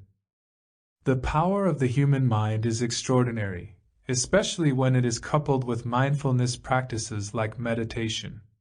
Using meditation, a person can increase their ability and make heaps of progress towards the life that they want to create for themselves. Goal setting is the first action that a person needs to make in order to reach their goals. The purpose behind setting a goal is so that a person would be able to achieve their desired results. When a goal is set carefully with focus, momentum, action, and intention, setting and achieving goals is the first step a person needs to take in order to move from where they are not to where they want to be. However, they need to know where it is that they want to be. The where begins with a person envisioning it. The first step to this is to start with imaging the end in mind and work backward. This is what we discussed in the visualization chapter. Many people mistake their goal for vision thinking when the goal is actually the end result. They will set a goal without thinking about what the goal will allow them to do, be, or have in the long term. In order for a person to make the most out of their goal-setting process, it is important to think about what quality of lifestyle they would want to ultimately achieve. For the purpose of clarity, let's talk a little bit more between a person's vision and their goal. Your vision versus your goal. A person's vision isn't something that needs to be created from scratch. In fact, it is something that already exists inside them. They simply need to get in touch with it. A person's vision is the big picture of their desired outcomes. It represents the most important things to that person and is often compelling, inspiring, exciting, and filled with many positive emotions. A goal, on the other hand, is different. A goal is very specifically designed that requires tasks that need to be completed in order to get to the thing that they want at the end of their journey. The downside here is that a person's goal may not initiate those positive emotions that become an inspiration. Goals act more like stepping stones on a path that will lead you to your ultimate end goal. The most popular and effective way to build your goals is using the SMART goals format. You may have done or heard of this before at your workplace or while you were in school. SMART stands for specific, measurable, achievable, resources, and time. This helps you make sure that your goals are specific and concise. You have a way of measuring them. They are goals that are achievable. You have a way of getting the necessary resources. And you have a timeline in which you want your goals to be met. By using imagery that is vivid and highly detailed, it is a very powerful way for someone to train their mind to go after the things that they want. Remember, when we discussed how athletes often use visualization to help themselves train? For example, famous golf athlete Tiger Woods has been using visualization to help train his golfing techniques ever since he was a teenager. Even the NBA star Michael Jordan used mental imagery to help get himself into the mindset that he wants to be in order to make his famous three-point shots. If professional athletes use visualization techniques, they can enhance their ability to be the best. You can also use visualization and meditation to help you achieve your goals. 10 steps to meditation to help you achieve your goals in this 10-step guide. We will be using a mix of visualization and meditation to guide you into focusing on your goals. This is very similar to what we learned with visualization. Researchers have found that visualizing and meditating to the process of a person achieving their goals will help them to actually do it in real life. Try these following steps of a guided meditation to help put your goal into the future. 1. Start by thinking of an area of your life in your mind. Choose something where you have been struggling with, or you would like to change. 2. Now start to imagine the best possible outcome that you would like to be living in regards to the area that you've selected. Imagine this 6 to 12 months from now. What is the reality that you are looking to achieve? Try not to get caught up with any negativity or limitations.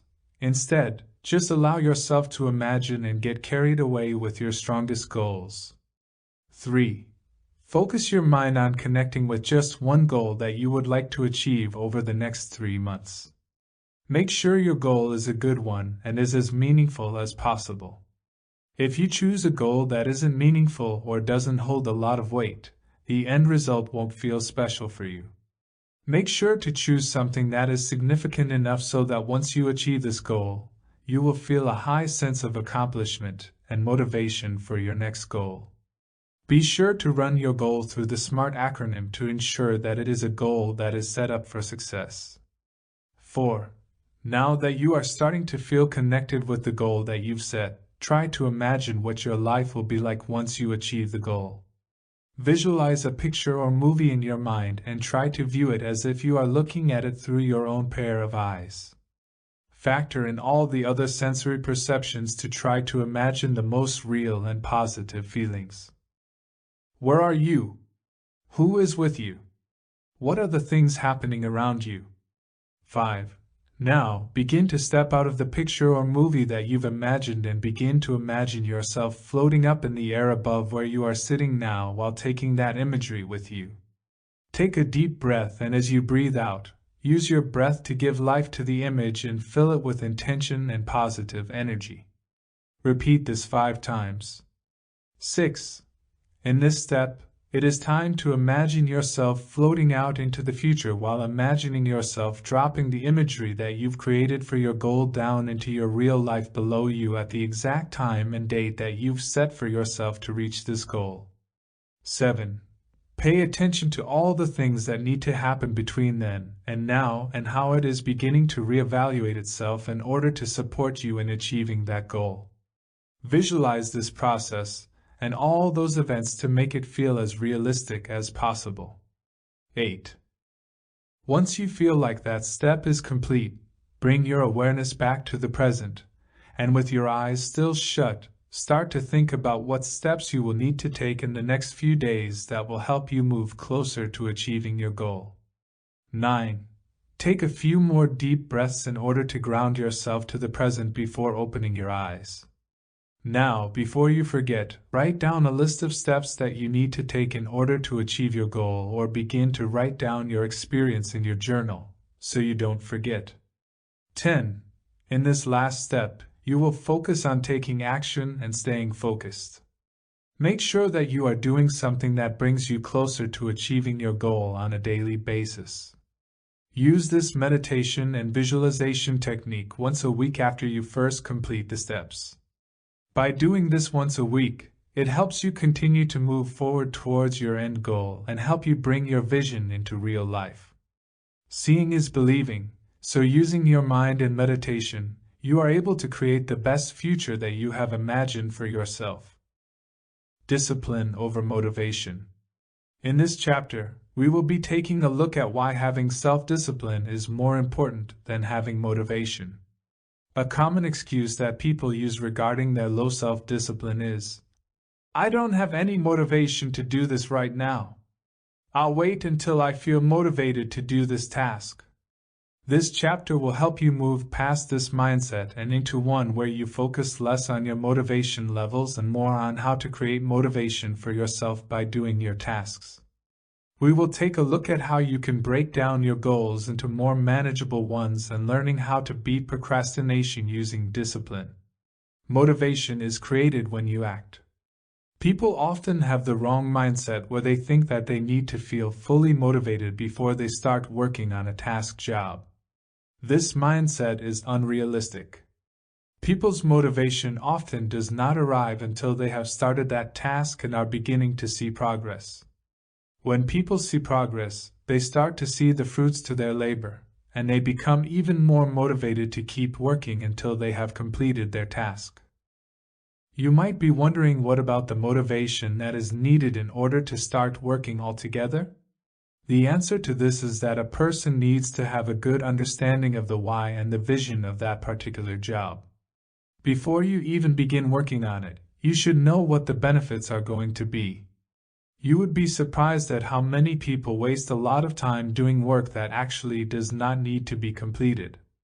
Moreover, people should be using prioritization in order to get the most urgent and important work out of the way first. By understanding the benefits of completing a task or job, you will fully be able to estimate its importance. In terms of smaller task jobs, simply understanding what the benefits are of completing that task should be enough for motivation. For larger tasks and jobs, it is important that you have a way to measure your progress so you can further gain motivation and confidence from your work. Breaking down your goals into manageable ones. One main reason that people put off doing the work that they need to do is because they subconsciously find that their work is too overwhelming for them. Start by just breaking down whatever that task is into littler parts, and then focus on one at a time. If you find yourself still wanting to procrastinate after you've already broken it down, then break it down even more. You will eventually get to a point where the task that you need to do is so easy that you would feel very badly about yourself if you didn't just do it. For example, imagine that one of your goals is to manage your money better. It is tax season, and you need to complete your taxes in order to understand your financial situation. Imagine that you are feeling overwhelmed as you don't even know where to begin filing your taxes. You are also afraid that you may owe money to the government that you might not have. Here is how I would break down the large and broad task of filing taxes. 1. Research the best way to file taxes for beginners. 2. Explore my options, either downloading software for DIY or going to a tax filing company. 3. Pick which option suits you best. 4. Gather the documents that are suggested based on which option you chose in step number 2. 5. Follow the instructions given to you by the tax software or the tax professional. Suddenly, that one large task of filing taxes became much more manageable. Instead of thinking about filing taxes as one large unit, you are now starting with a simple Google search of the best way to file taxes for beginners. From there, now you can make an educated decision on which method is easiest for you to proceed with. By taking things one step at a time, your mind becomes less overwhelmed. Overcoming procrastination with self-discipline. Procrastination is often something that those with low self-discipline suffer with. However, we learn that motivation is something that happens after you take action rather than before. In order to overcome procrastination, you can't sit around waiting for motivation to hit. You have to begin your task in order to create motivation. In order to start doing a task without motivation, you need to utilize your willpower and self-discipline. Let's take a look at 11 steps that we can take to overcome procrastination and begin creating motivation for ourselves. The first step is to break down a big goal into littler ones, which we just talked about. Let's start from step 2. Step 2. Change your environment. Different types of environments produce different impacts on a person's productivity. Take a look at your workspace. Does looking at it make you want to go back to bed? Or does it look inviting enough to make you want to jump right into work? It's the former. You may want to consider changing up your workspace to make it more inviting. For instance, I used to have stronger feelings of procrastination when my desk was cluttered. It did not look inviting. And in fact, it added stress as now I needed to clear up my workspace before doing a task that I didn't even really want to do in the first place. By keeping your workspace clean, tidy, and inviting, you can skip the step of having to tidy up before getting your hands dirty with work. Step 3. Create a detailed plan with deadlines. When a person just has one singular deadline for a large task, it's basically an invitation to procrastinate. This is because people get under the impression that they have time and continue to keep pushing things back until the deadline is looming over them. In step 1, we discuss breaking down your task into smaller ones. In this step, we will actually make our own deadlines for each small task. The purpose of this is so you have a general idea when you have to finish each task. If you don't finish one step by the deadline that you have set, you are jeopardizing every step that's planned after that. This helps create some urgency. Step 4. Eliminate your procrastination temptations. If you are someone who is a constant procrastination offender, it may be because you make it very easy for yourself to be distracted. Be self-aware. What are the things that you typically find yourself doing when you're supposed to be doing something else? Is it browsing the internet? Scrolling your phone? Identify what exactly it is that is tempting you to procrastinate, and try to prevent yourself from being tempted in the first place.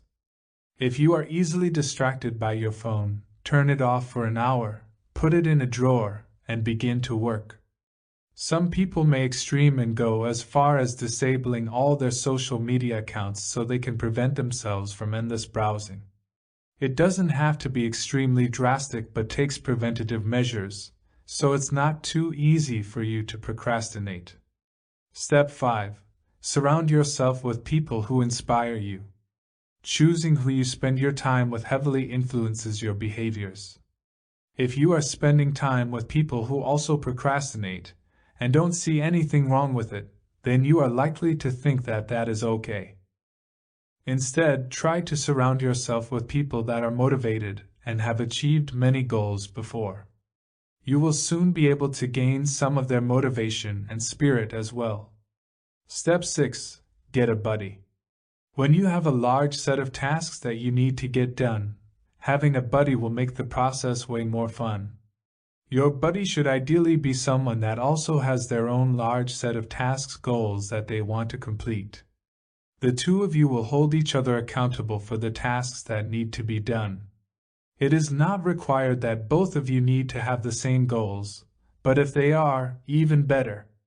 Many people that have goals of getting more fit will likely find themselves a workout buddy that will help hold them accountable for going to the gym, or even planning workout sessions together.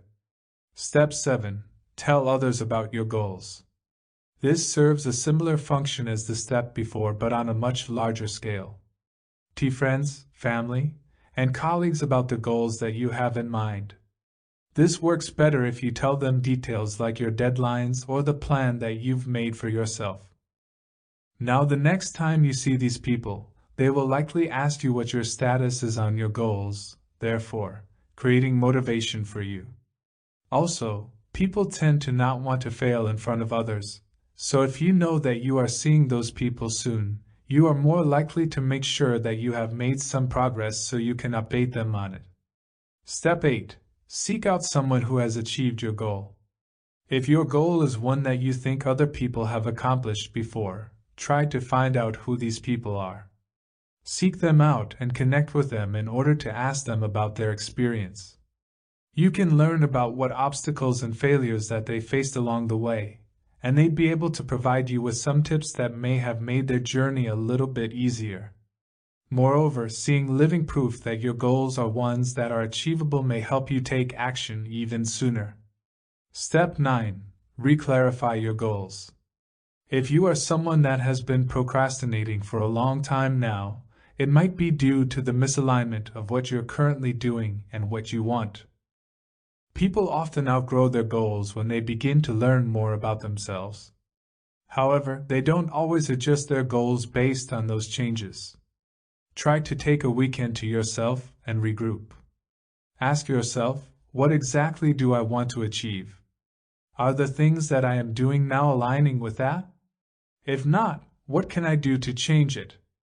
Adjusting your goals to something that lines up with who you are presently is crucial in terms of creating motivation and value for yourself. Step 10. Don't overcomplicate. This relates back to a point we talked about earlier in this book. There is never a perfect time to do a task that you need to do. You may be identifying all the reasons why the present moment is not the best time, but that is the wrong mindset to have. Even if you only had 10 minutes, you can surely get something done that is related to your goal. Abandon this thought of waiting for the perfect time because there will never be one. After you break down your goals into smaller ones, start doing them whenever you have 10 minutes free. It's as simple as that. Step 11. Just do it. At the end of it all, everything comes down to simply just taking action. Just like how we learn motivation comes from starting something and not before, just simply taking the first step to doing something will create the motivation you need to keep you going. A person can do all the planning and strategizing they need, but if they don't actually take the first step, nothing will happen. Building good habits. At this point in the book, you have learned the 10 major steps that a person can take to achieve stronger self-discipline. All of these steps are pretty basic, and any person, no matter how experienced or inexperienced, would be able to follow them without much difficulty. We are going to take this a little bit further, and I'm going to provide you with a few more tips and habits that will help you strengthen your self-discipline even more. If you've ever read any psychology books in the past, you would know that a lot of what a person does every day is very habit-driven. You might even know from your own experience that some people don't like to stray away from their habits and routines. This means that if a person develops the right habits, they would be able to have stronger self-discipline without feeling like they are draining their willpower. People tend to lose self-discipline when they feel like their willpower has been drained and they can no longer resist the temptations in their lives. So, where do habits come from and how are they developed? Why is it that when many people try to change their habits by breaking the bad ones or building good ones that they only stick with it for a certain amount of time before they give up and go back to their old ways? The biggest problem here, especially with habits that people have had for many years or even decades, are the neural pathways that have been imprinted into people's brains. This happens on a biological level. These neural pathways are responsible for linking up the neural networks in a person's brain to perform a specific function like preparing a cup of coffee in a certain way, walking up the stairs, or smoking a cigarette. These neural pathways help a person automate behavior that is constantly used in an effort to reduce the energy needed for the conscious processing power in a person's brain. By doing this, it allows a person's mind to focus on other things rather than the habitual tasks that they have done 1,000 times. This function actually stems from our early days as humans and is part of our DNA. It allows humans to have a more efficient mind that can be used for other things rather than mundane things. In this case, it's normally the mundane behaviors that are often repeated, which hold people back from building good habits in most cases. People tend to have more bad habits that are adding negative value to their lives rather than good habits that help them achieve their goals further. Since the cause of this is the neural pathways that get ingrained deeper and deeper over time, it makes it harder for people to break their bad habits, or even form good ones when all of the bad ones are constantly getting in the way. However, if you can try to ingrain the next following habits we will be discussing into your life, you will find that strengthening your self-discipline may become easier. Again, these things don't happen overnight. Remember that habits take lots of time to form and even to break. If you start small and take baby steps, and build, you will stop thinking about how much longer you can discipline yourself since you will have ingrained those habits into your brain, which then automatically promotes the self-discipline that you seek. Habit number 1. Gratitude. Gratitude is an important action in human life that helps not only people with self-discipline but is often used to help people that are facing self-esteem and self-confidence issues. A huge problem in our modern world today is that we are constantly presented with millions of materialistic things that cause us to always be wanting something more or something else. This causes people to spend too much time thinking about all the things that they want, and not enough time thinking about the things that they already have. Building a habit of gratitude helps people move away from constantly wanting the things that they don't have and move forward towards appreciating the things that they do have. When people do this, they can begin to make remarkable changes in their lives. The effects of practicing and showcasing gratitude are extremely crucial. It does everything from improving mental health, emotional well-being, a person's spirituality. Gratitude is capable of so many things. Practicing gratitude is an exercise that is constantly used in therapy to help the client move away from thinking about things that aren't in the present and focus on being mindful. Most importantly, gratitude helps people move away towards a state of abundance and away from a state of lack. When people live in a state of lack, it makes it impossible for them to focus on achieving their goals and being self-disciplined. They spend too much of their mental energy and capacity worrying about the things that they don't have or living in a fearful way, to the point that they forget about the things that they do have. The state of lack can also show up in someone as physical symptoms. This state produces a lot of stress because the brain automatically releases cortisol and epinephrine, which are the stress hormones from our brains. These hormones impact numerous systems within the human body.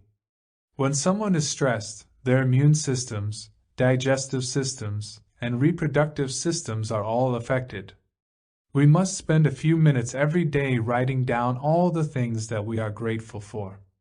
Even if you feel like you don't have anything to be grateful for, try hard to find something. It doesn't have to be anything large like winning the lottery or finding $20 on the ground.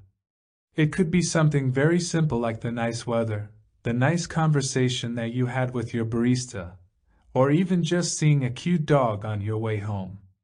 Habit number 2, forgiveness. If you are someone living a fast-paced life, how often do you find yourself feeling angry, frustrated, or annoyed? Due to the insane amount of convenience we are offered in our daily lives, simple annoyances that happen in a person's day can cause a spiral of negative emotions. For example, If you are in a hurry to get to work and you happen to be running late that day, the coffee shop that you normally stop at to get your morning coffee is taking forever to make your order. When you finally get your coffee, you realize that they had made your order wrong, but now you have no time to get it fixed. That one simple human error has spent you into a spiral of anger and annoyance, and you struggle to let go of it, and you find that it is still negatively impacting your whole day. This causes you to have spent most of your energy upset about the coffee shop that wronged you, and you don't have enough mental capacity to focus on other things like practicing your self-discipline. When people spend most of their days feeling the emotions of anger, regret, or guilt, they actually are creating more problems than they are with solutions. The emotions of anger and hate consume much more energy in a person's body compared to positive emotions like forgiveness and love. Forgiveness is something that can be learned. When people learn to forgive, only then will they be able to let go of certain things. Without learning the habit of forgiveness, people would simply not be able to achieve self-discipline. When a person is too worried about how someone or something has wronged them, it makes it impossible for them to focus on achieving their goals or on their personal discipline. If someone has hurt you in the past, learn to forgive them. It doesn't mean that you have to forget about what they did to you altogether. Simply just forgive and let go of that negative energy and give it back to the universe rather than keeping it within your body. When we perform the act of forgiveness, we are actually letting go of the negative energy that inhibits our ability to practice self-discipline. If you want to master self-discipline, you have to get rid of sources that are sucking away at your mental energy. Holding on to negative emotions like anger is a sure way for your energy to be drained. While forgiveness might not seem like a discipline habit when you first look at it, it is an extremely crucial one to build in the process. Try to think about the people or situations that you are currently angry with. It could be someone that you think has wronged you recently, or simply just an annoying situation that has happened to you. Instead of just thinking about how it made you feel, try to put yourself in their shoes. What would be the things that you would do if you were in their situation? Make it lighthearted and try to find some humor in it.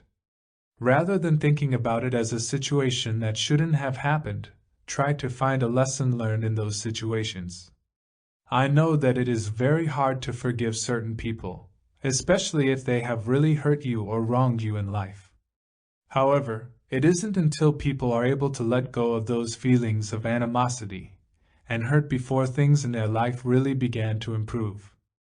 People are often so busy stressing and worrying that they don't spend enough time thinking about how they are going to change their future.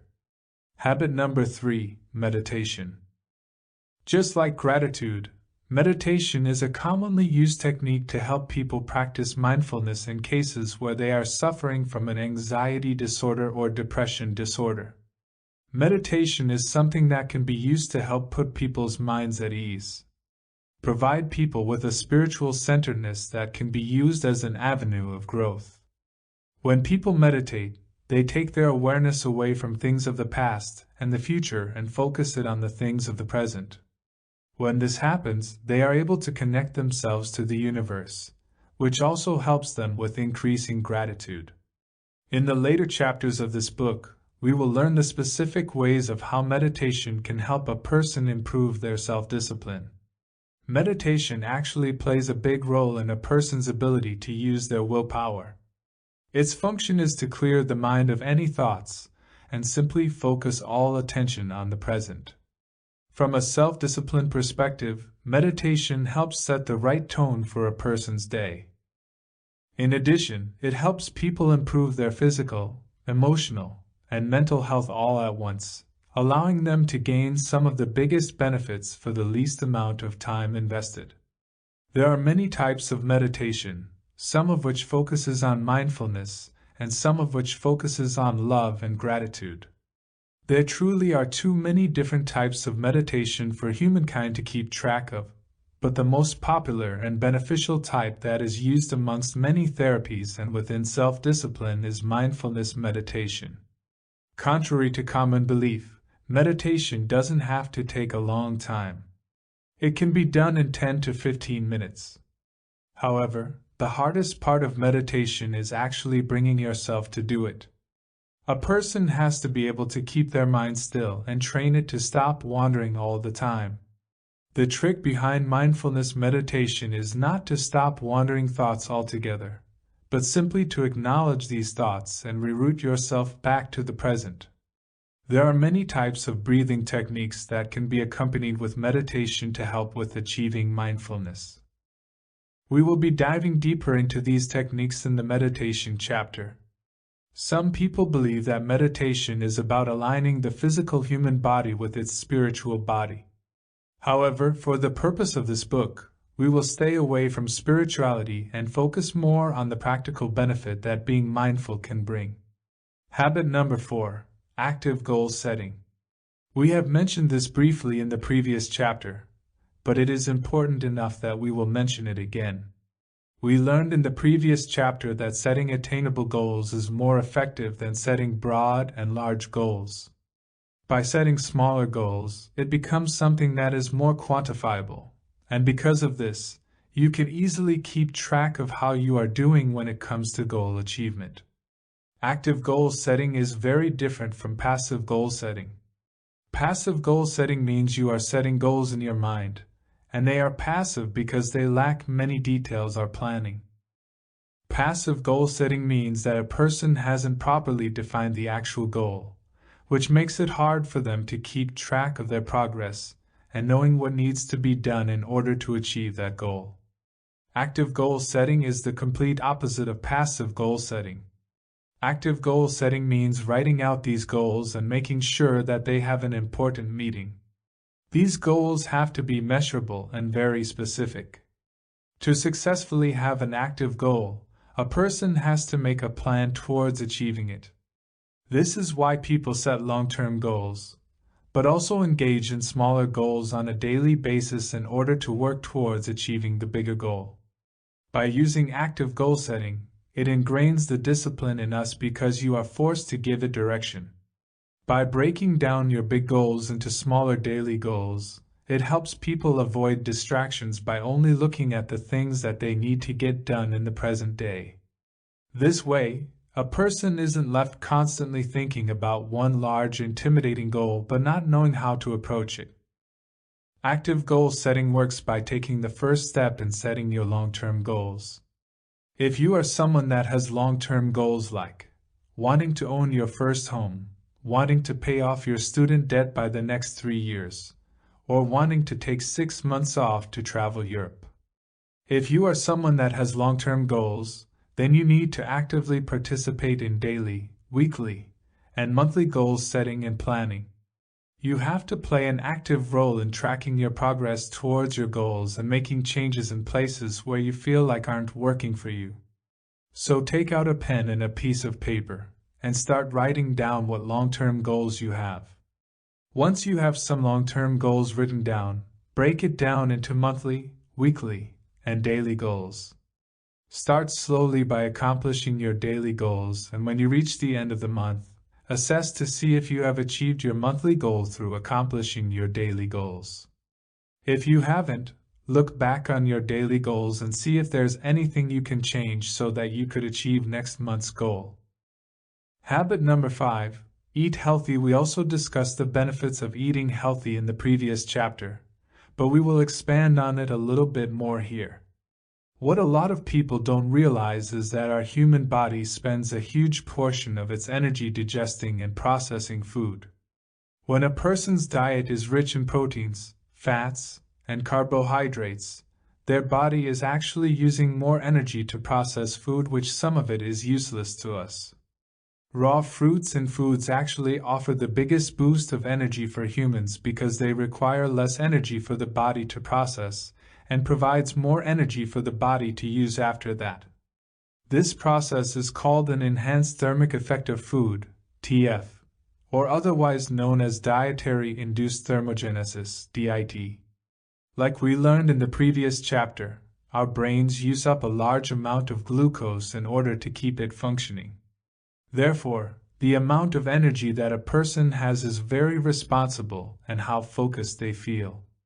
When a person is focused, they can achieve their goals using less willpower than if they weren't focused. When a person is feeling too comatose from the unhealthy food that they have eaten, staying focused is something that is very hard to achieve.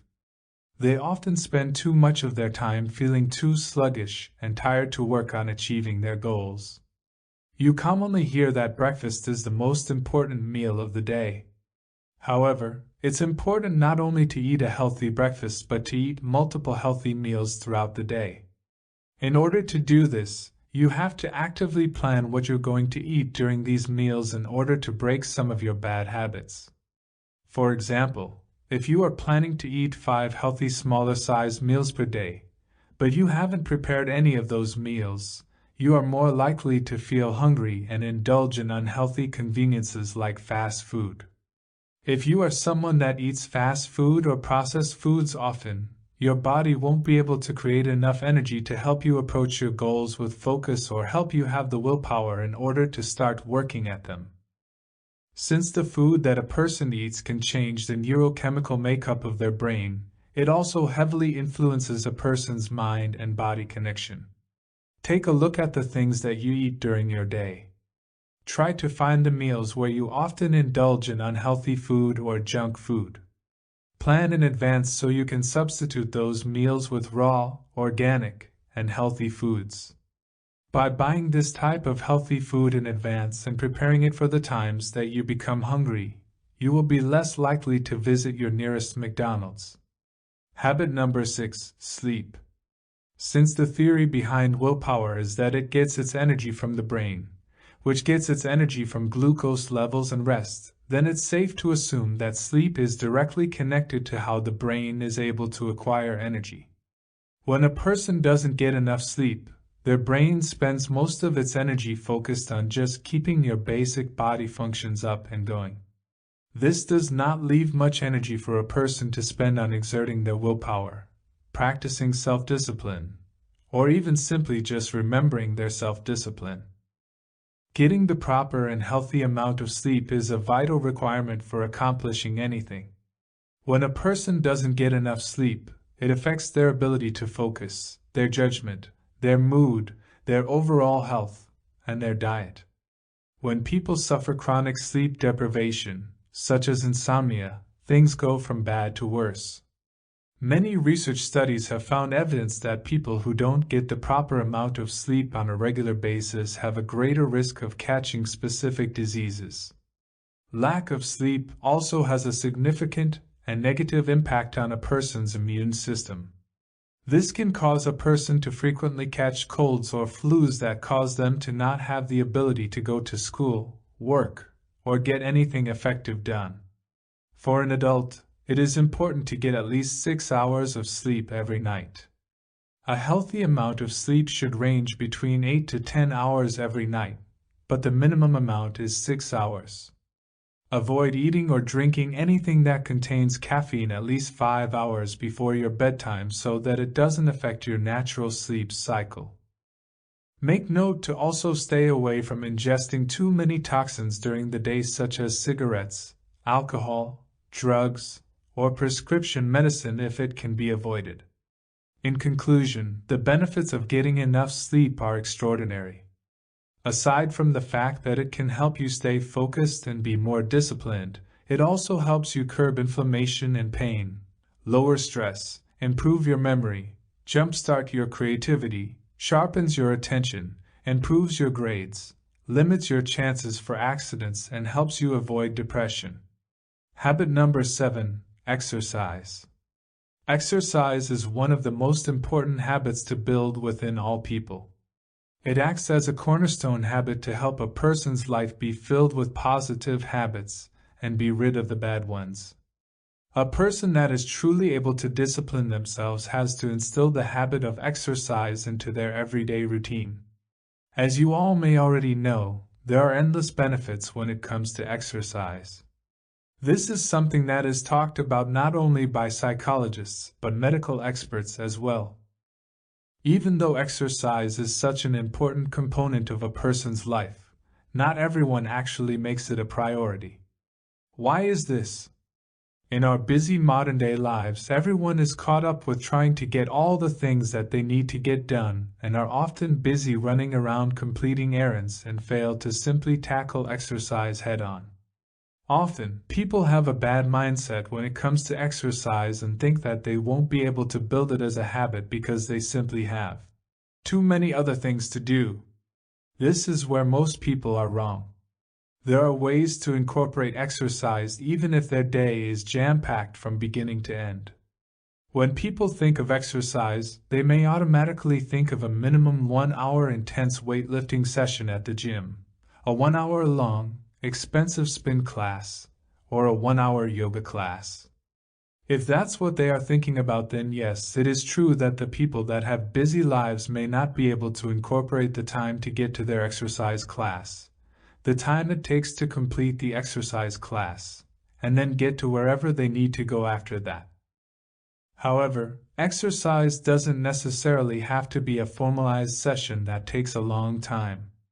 It can simply be getting some sit-ups, push-ups, or some jumping jacks in the morning before you head to work. It can also be you choosing to walk to work instead of taking the bus, or it could be a brief walk around your neighborhood park after dinner. By instilling exercise as a keystone habit of your life, it can help you become more disciplined and can also improve your life in numerous ways. First of all, exercise is extremely effective in reducing stress levels and pain because it causes the brain to release feel-good endorphins and neurotransmitters like serotonin and dopamine. Secondly, exercise helps increase the oxygenation and blood flow of body cells, which is responsible for helping boost the immune system and fighting off diseases. Lastly, exercise increases a person's ability to focus on the task at hand due to the increased activity in the brain, which allows us to live a more disciplined life. So start building the habit of exercise in your life by simply just going for a 10-minute walk, or just doing some sit-ups and push-ups right after you wake up. Just a few minutes is fine. Try to do this for 1 week and then increase the amount of time you spend on that session for the next week. Keep up with this pattern, and soon enough, you will have a healthy amount of time every day that you set aside to get your exercise in, and this is when it will become a full-blown habit. Habit number 8, organization. Have you ever noticed that when your home is messy, it makes it very hard to be comfortable and therefore leads you to be unfocused and distracted? Naturally, humans don't like living in a dirty and messy environment. In order for a person to achieve their goals and accomplish self-discipline, they need to be organized. Organization also needs to become a habit that is fully incorporated in a person's personal life and professional life. This includes the physical act of organizing the things you have in your home and the mental act of organizing the things on your mind. By living an organized life, you are living a disciplined life. If you are someone who is constantly scattered and disorganized, start small with your organization skills. Just pick one small space each day for yourself to organize. This can be just one single drawer in your kitchen, the things lying around on your desk, or just straighten out the things on your coffee table. The next day, pick something else to organize like your bathroom drawers or the clothes in your closet. The more time you spend living in a clean and organized environment, the less you would want your home to become cluttered and messy again. You will start to begin to notice when clutter builds up, and by having a habit of organization, you will immediately organize things as you use them so you don't have to spend time organizing it later on. By decluttering your home or your working environment, you will have plenty of different areas where you can sit down and work on your own goals. Has your home ever been so cluttered that when you do have the motivation to start working on something, you simply just don't have the space to do it? In order to avoid this, keep your home clean and organized at all times so that when you have a rush of motivation, you can find a workspace that is clean and ready for you to work. Like a lot of other habits, the habit of organization can be learned and built over time. It does require your attention and effort, but it is something that will pay off tremendously in the long run. When you are living in a physical space that is organized and clean, your mind will automatically become more stress-free, relaxed, and give you the ability to focus. In turn, by becoming more organized, you are increasing your ability to be more self-disciplined. Begin to incorporate this good habit of putting things back where it belongs when you're finished using it rather than leaving it out. Little things like this we do on a daily basis have the largest impact on the quality of life. Pay attention to the small things and you'll begin to see big benefits. Habit number 9, time management. In the busy world that we live in today, time management is extremely crucial if you are trying to get everything that you need to get done. An average person has to work 40 hours a week, not including the time it takes for them to commute to work, and still have to make time for things like exercise, relationships, socializing, family, and achieving the goals that they have set. Without good time management, it will be virtually impossible for anyone to get anything done unless they are able to manage their time effectively. When people are able to properly manage their time, they will begin to have room to do the things that actually matter. Mainly, they must make room to do the activities that they need in order to achieve the goals that they have set. In order for a person to achieve their long-term goals, they have to break it down into smaller daily goals that may not be the most urgent but are definitely still very important. If a person does not have good time management, they likely cannot even get the most urgent things that they need to get done in a day, let alone achieving goals that don't require immediate urgency. To effectively measure if certain things are urgent, non-urgent, important, not important, you need to take a second to think about whether or not the action that you are doing is not urgent but important, or not urgent and not important, or urgent and important. The things that fall into the not urgent and not important category are known as things that are time wasters. This includes things like browsing social media on your phone or binge watching your favorite Netflix series. Things that fall into the category of not urgent but important are likely the short-term goals you have set for yourself. Although they don't need to be urgently completed, they are still important for your self-growth. Things that are urgent and important are likely deadlines or any responsibilities that you have to complete for your work. A person's ability to strengthen self-discipline is derived from their ability to manage their time. Some of the most successful people in the world are incredible time managers because rather than using time as a detractor, they use time as a benefit. Everybody has the same amount of time in a day. We shouldn't waste it. Start managing your time by categorizing the things you need to do in a day with the categories I gave you above. Start by doing the things that are both urgent and important, then move on to the things that are non-urgent but important. Leave the things that are both not urgent or important to the end of the day when you have completed all the other things. This way, you are maximizing your time to get the things that you need to get completed. Habit number 10, persistence. This last habit you probably saw coming. No amount of self-discipline would ever be complete without the presence of persistence.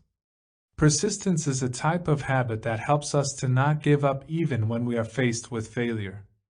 Persistence is what helps us get back up on our feet to keep trying even when we do fail.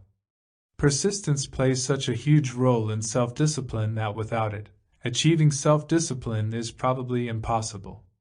You might be wondering why that is. This is because achieving our goals is not an easy thing to do. It is really hard. Getting discouraged is easy and something that happens to everyone along their journey. In addition, giving up takes far less energy and effort compared to continuing to push through, even if it's something that causes a lot of pain in the process before it can give us any pleasure. However, this hardship that is required to achieve any goals is simply something that you have to persevere through because that's just what it takes. We all have to realize that even the most successful people in the world have failed numerous times over and over again. Failure is simply a part of life, and rather than avoiding it, and not pursuing your goals at all in fear of failure, we should learn to persevere and push through even during the hardest of times. Without fail, we wouldn't be able to achieve the big goals that we have set for ourselves. There are many ways that a person can go about instilling perseverance as a habit, but the best and most effective way is to come up with the reasons why you want to do the things in life that you aim for. If the reasons behind your goals are strong enough, they can motivate you so you can get through anything. Removing obstacles to discipline yourself. The best way to not fall into temptations whilst using your self-discipline is to avoid temptation in the first place. Figuring out what your weaknesses and temptations are is crucial in maintaining self-discipline, as we have mentioned numerous times throughout the book. Procrastination is probably the biggest enemy to self-discipline, and learning about how procrastination works is important in being able to discipline yourself.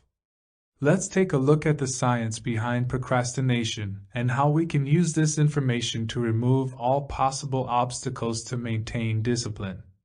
The science behind procrastination.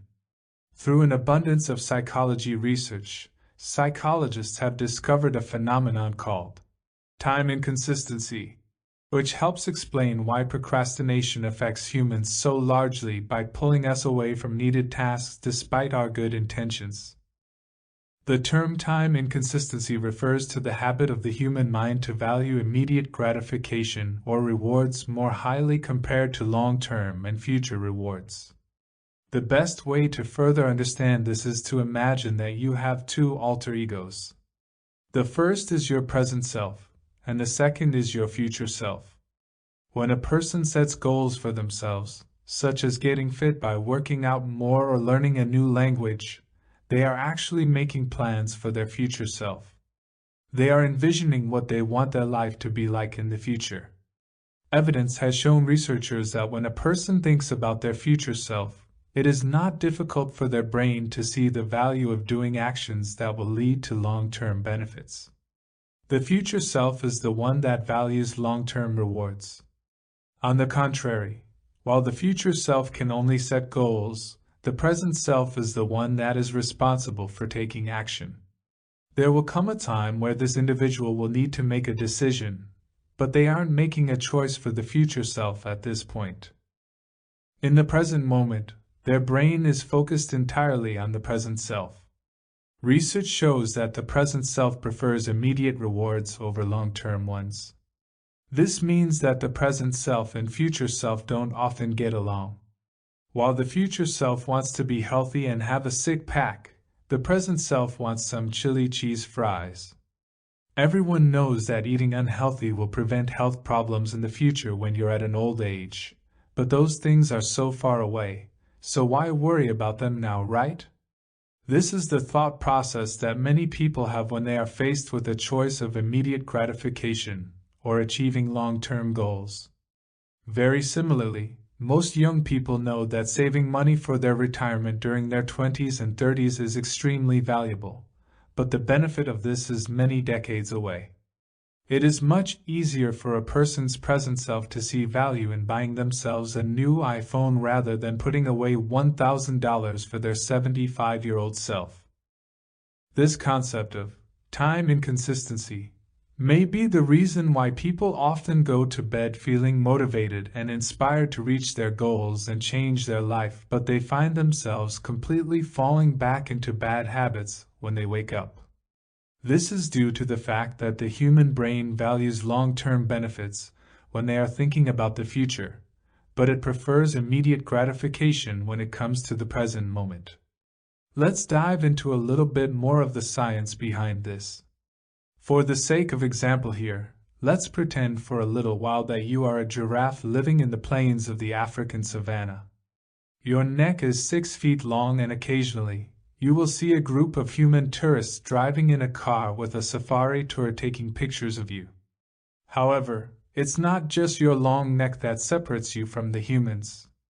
It could be that the biggest difference between you and your other giraffe friends and the humans taking pictures is that almost every single decision that you make brings an immediate benefit to your life.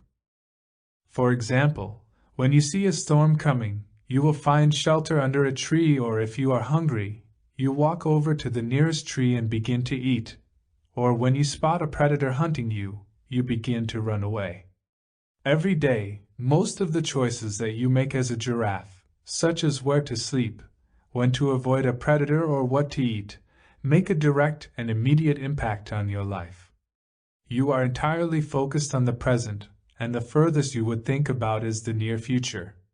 You are living in an immediate return environment.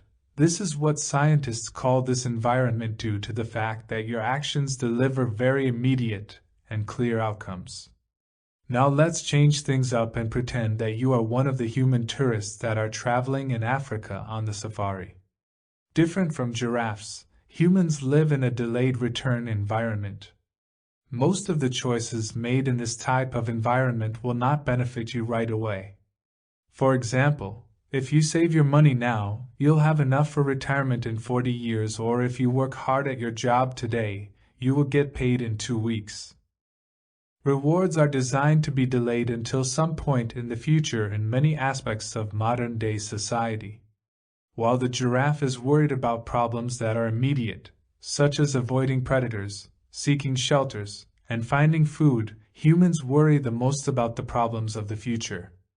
For instance, while the humans are on the safari, they may be thinking, "This trip and safari has been tremendous fun.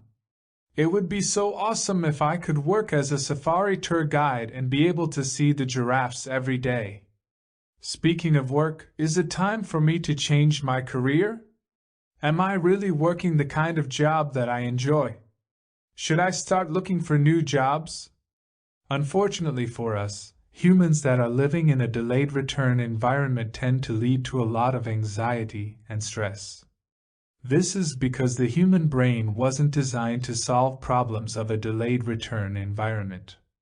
In fact, this is why there has been a rise in depression and anxiety over the last decade.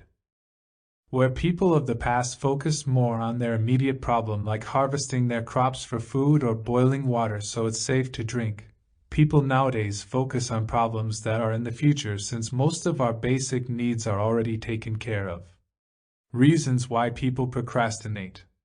So now that we know that all of life in a delayed return environment, let's learn a little about why people procrastinate. Most people are more than capable of achieving great things in their life, but many fail to do so. Procrastination is probably one of the biggest obstacles that hinder a person from being able to achieve greater things. Everyone has procrastinated before, and anyone is capable of it. Many times, people don't even know that they are procrastinating. However, there are also those moments where people know that they are procrastinating but fail to do anything to stop the process. So why do people procrastinate anyways, although they are self-aware? There are numerous reasons why people begin procrastinating. Let's take a look at the most common ones. 1. Skill deficiency. In order for a person to achieve their goals, it requires them to learn and to have personal growth. People will have to develop new skills and knowledge related to their set goals. This is a huge part of their journey. However, people often fail to see this fact. They see their lack of skill or knowledge as an obstacle that is permanent and cannot be overcome.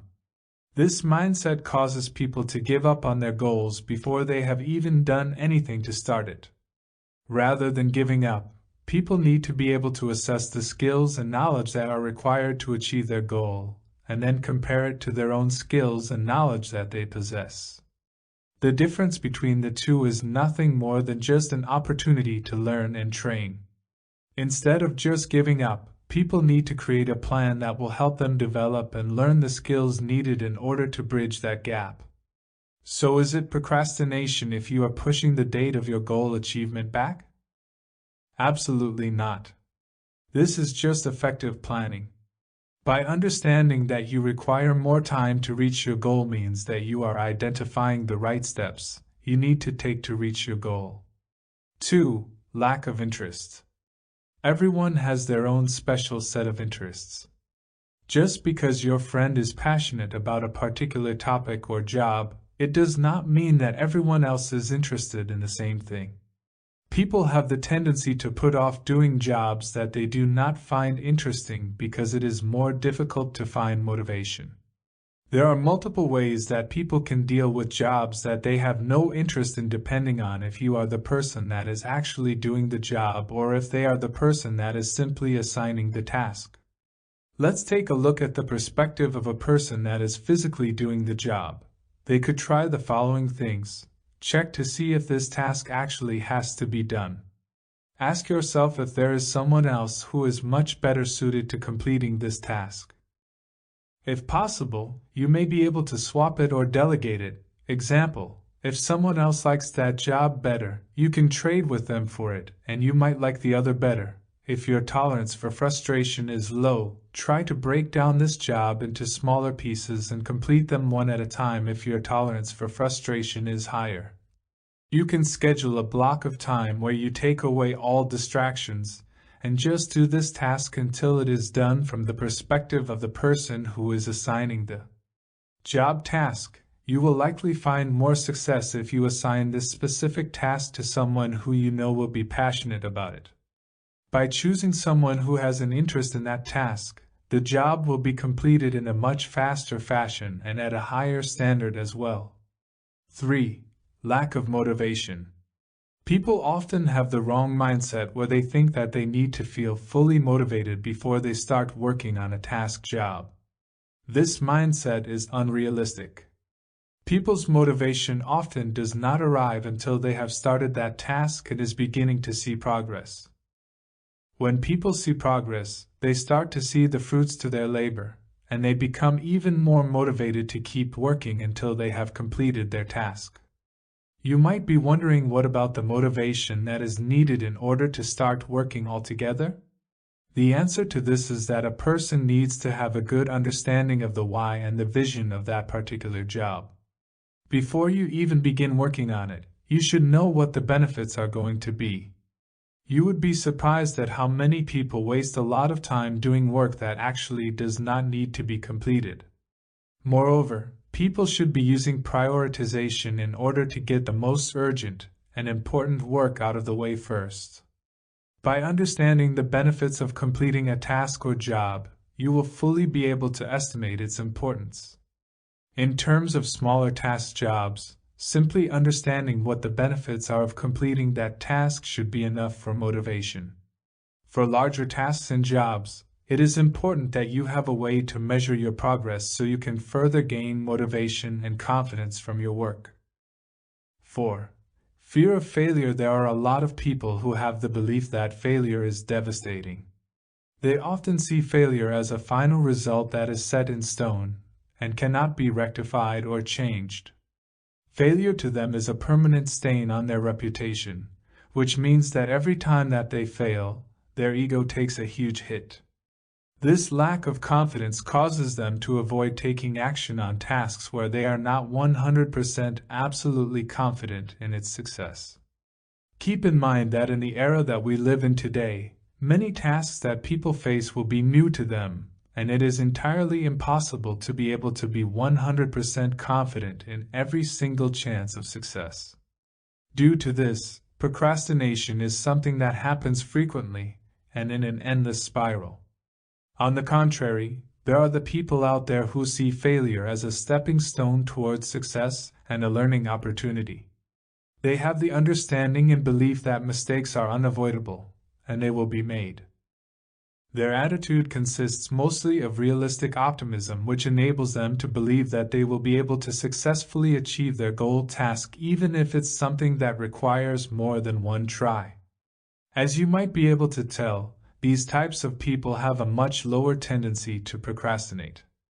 Instead, they often approach new challenges with excitement and preparedness to deal with obstacles. Since learning and growth are important parts of a successful life, it is unrealistic to believe that you can succeed without experiencing any obstacles or failures in your journey. If you are constantly worrying and are scared at the idea of failure, try to identify extra steps or measures that you can take in order to lower the chances of failure and increase the chances of success. Factor in time that you can take to review and assess your own actions and try to learn something from every experience. You will soon start to change your mindset into one where you see every challenge as an opportunity for learning and growth. 5. Fear of success. Many professionals of the self-help industry have talked or theorized about the fact that people's biggest fear wasn't necessarily failure, but our biggest fear is actually the fear of success. Many people view success as stress and pressure. When they think about achieving greater and more things, they often think about the negative aspects that come with it. For example, they believe that when a person achieves more, people will begin to demand and expect more from you. They often doubt their ability to deal with the increased expectations, so they decide to procrastinate to sabotage their own chances of success. The reality here is that there is no reason that a person should fear success. As a person begins to succeed by overcoming challenges of all difficulties, they begin to become more knowledgeable and have developed new skills. Their resilience will begin to increase.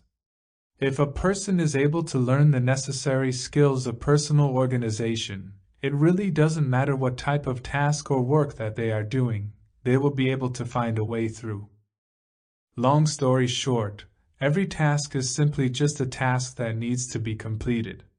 When you are able to break down every large task into a number of smaller tasks, there should be nothing that would be able to overwhelm you. 6. Resistance. You might have experienced this phenomenon before, where there are times that it would be easier for you to just complete a task than procrastinate, but yet you still chose to procrastinate. The main reason for this is rebellion. There is a class of procrastinators called the rebellious procrastinators. They are very common. These people deliberately delay tasks, defy standards, falter expectations, and impedes protocol. This type of procrastination can be done by anyone, especially if they feel like they have been mistreated. The reasons that cause people to procrastinate are different for every individual. The exact reason why each individual may not be obvious, but the obvious reasons may be caused by something that is underlying. On the contrary, the reasons that we had just discussed are seen as the most common ones. Trying to avoid this type of behavior is not an easy task, as it often involves a person to identify their bad habits and actively try to break them down and create new ones. Whether you are the procrastinator or you are suffering at the hands of one, the important part here is to take action immediately. You have to take action in order to correct your situation. Keep in mind that procrastination is a serious issue that, if left unresolved for a long time, can cause some serious and long-lasting problems in your life. Myths and assumptions regarding procrastination. Let's begin to learn about some of the most common myths and assumptions regarding procrastination. By learning about what these are, we can get those false ideas out of our mind and focus on facts. There are numerous myths and excuses that people tell themselves in order to avoid work that needs to be done. In fact, so many excuses that we will have a whole chapter dedicated to talking about this later on in the book. Below are 4 of the most common myths regarding procrastination. 7. I work better under pressure. Think about this for a second.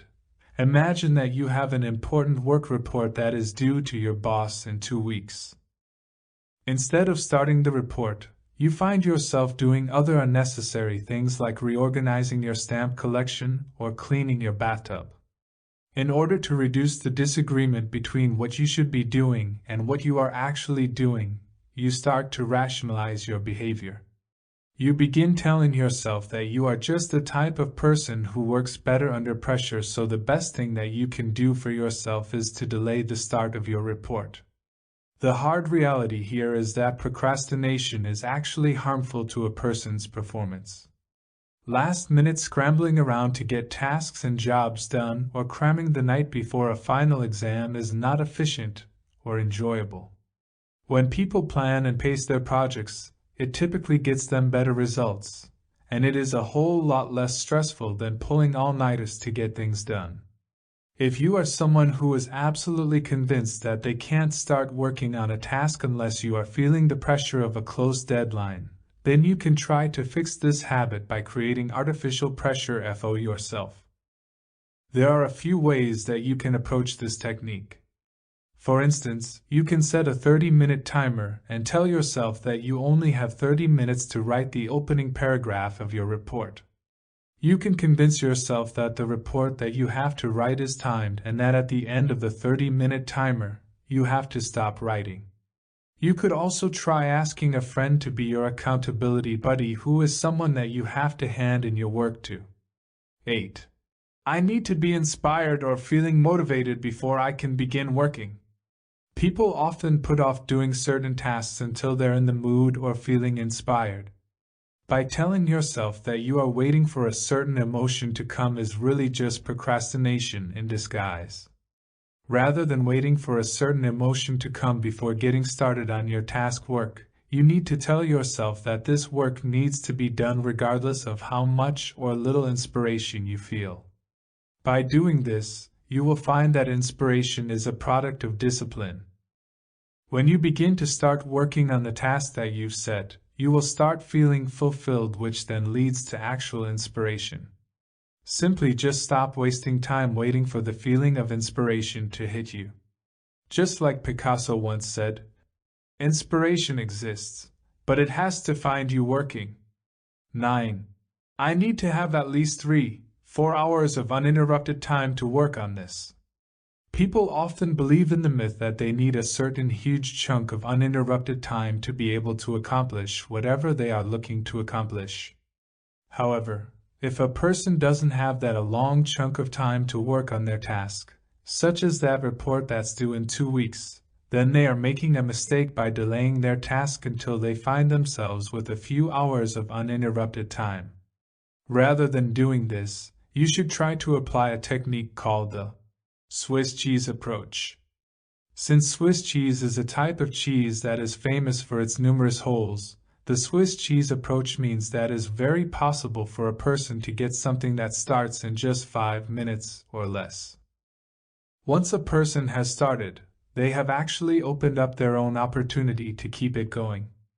The Swiss cheese approach is made of the following elements. Try working in small holes of time.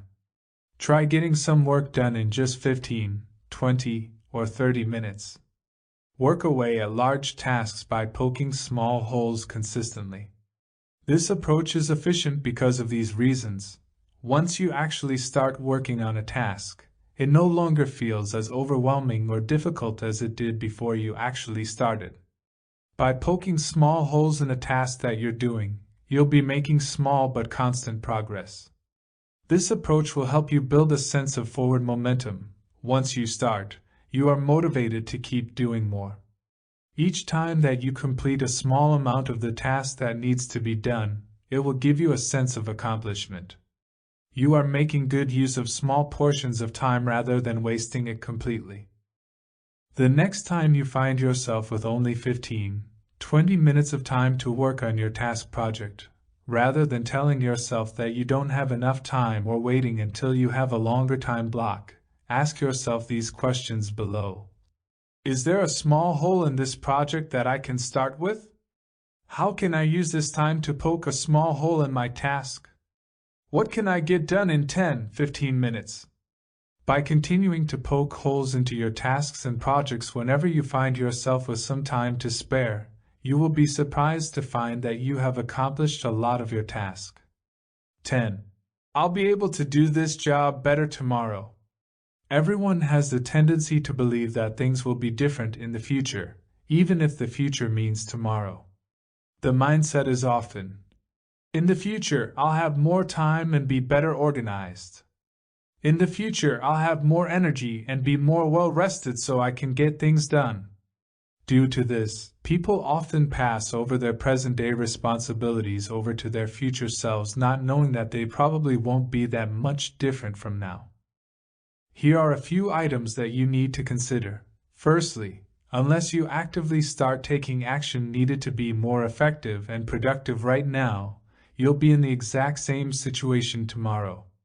Second, Unless you are doing the necessary actions to increase your discipline in the present moment, you will be just as undisciplined tomorrow. Lastly, unless you are taking steps to become more organized right now, you will be at the same level of disorganization tomorrow. All of this can be summarized in just one sentence. Don't put off things for tomorrow that you can do today. Almost all of us have at least truly believed in one of those 4 myths as a way to be excused from completing work that didn't make us feel comfortable. It could be because we have a fear of doing a bad job, or that tasks seemed too complex, or we were feeling overwhelmed, or simply just because there was something else better to do. Final thoughts on developing self-discipline. In this chapter, we will focus on learning some of the challenges that come with strengthening your self-discipline. We already know that hardship and failure are a part of the process of life and the process of building self-discipline. By understanding what these challenges might be in advance, it gives you an idea of what to prepare for when you are faced with an obstacle. Like we mentioned earlier in this book, having a plan prepared when you are in the face of a challenge or temptation can help you react in a way that is good rather than in a way that negatively affects your progress. One problem that people normally face when they are trying to strengthen their self-discipline is falling into a self-defeating loop. It looks like this: fail to engage in desired behavior, negative physical, psychological consequences, low mood, shame and self-criticism, low motivation to engage in healthy behaviors. In this chapter, I will be addressing a few challenges that are most commonly experienced when a person is looking to practice their self-discipline. Fighting against natural tendencies. Oftentimes, people feel like their natural state should be to sit on their couch, with a plethora of snacks, and watching their favorite TV show. During those days, the idea of going to the gym, or even just eating a healthy meal, seems to be totally absurd. It is interesting that people nowadays have been conditioned by the expectations of society to think that their natural state is lazy. We live in a world where if you are not constantly on the go or working your butt off at work, then you are not working hard enough. The result of these feelings is that people tend to get trapped thinking that practicing self-discipline is the constant battle of fighting against a person's natural state. Their mindset is one that is a psychological battle of laziness versus self-discipline. Having this type of mindset makes it difficult to practice self-discipline. One of the reasons that I suspect behind this mindset is the fact that people tend to mistake the need for rest as being lazy. Lots of mental or physical exertion creates fatigue in the human body. Rest is a recovery process so that the person can not only get stronger but also be able to repeat and exceed that mental and physical exertion. If your mindset regarding self-discipline is one that is constant and uninterrupted work, then you deny your body's natural need for recovery and rest. This need for recovery will show itself as a type of sabotage of your self-discipline efforts, and you will automatically label it as being lazy. Be careful when this happens, as this label is very incorrect. Rather than mistaking any urges of rest as a sign of being lazy, think about whether or not you have exerted yourself already. If so, it is all right to stop what you're doing and take a quick break to recharge. Getting into the mindset that you are lazy, or that resting is for lazy people, then you will always feel negative about yourself every time your body shows you a natural symptom when it is asking you to rest. The world doesn't care about your attempts at self-discipline. When a person makes a decision to actively and purposefully restructure their life and behavior, the universe doesn't just magically make things easier for them. On the contrary, it will likely throw many challenges at you. It may rain the day that you decide to go out for a run, or your coworker might buy you a whole box of chocolates just to be nice on the day that you decide to eat healthy. Since the world isn't built on fairness or justice or reward, it is silly to think that the universe will consciously support the changes that you are trying to make in your life. There are people who claim that the universe is presenting opportunities to them when they have decided to change their life. This is inaccurate because if a person is looking to change their life, they likely have taken on new activities. By being exposed to new people and new information, this is what creates new opportunities that have nothing to do with the universe trying to help you. So don't spend time thinking about whether or not your self-discipline plan is something that the universe will help you with. Spend your time instead of preparing for all the obstacles that will get in your way of achieving your goals. If you do run into obstacles, which you will, don't think that they were placed there deliberately to throw you off, but they were already there in the first place. Difficulty breaking well-worn emotional behavior pathways. One of the most well-known concepts in psychology is that the emotions that people feel are very powerful influences on their behavior. These emotions and feelings are developed over the course of human evolution in order to help us with survival. Negative emotions that people often feel like fear and anxiety lets them know that danger is nearby. Feelings of happiness or excitement tell us it's okay to approach the situation. The feeling of anger lets us know that it may be an opportunity where we would need to fight. Sadness lets us know when we need to seek comfort from our loved ones. However, as people, we have learned that emotions and feelings aren't always the best guide to how we behave. People may get anxious in situations that don't actually have any real danger, or they may get angry in situations where fighting isn't an appropriate reaction. Over the course of our lives, we've learned to pick up different habits of ways to react when it comes to responding and managing our emotions. For example, if someone had a rough day after work, their habitual behavior would be to drink a couple of glasses of wine. They do this because this action has worked for them in the past, but they may not realize that they need to change it when they may have outgrown his habit. Some people may try to numb their feelings of sadness or stress by scrolling on their phones in order to prevent themselves from thinking about other things. Oftentimes, these types of emotional habits derive from the roots of somebody's childhood, where they first learned how to deal with their emotions. Without knowing, people may learn that numbing their emotions is the best strategy for not dealing with the negative ones, or they may try to distract themselves with unhealthy things like alcohol or food. These strategies become reinforced when a person repeatedly uses them and has received success in the past from it. By the time children become adults, they have built some emotion to behavior pathways that are not very well established and hard to break.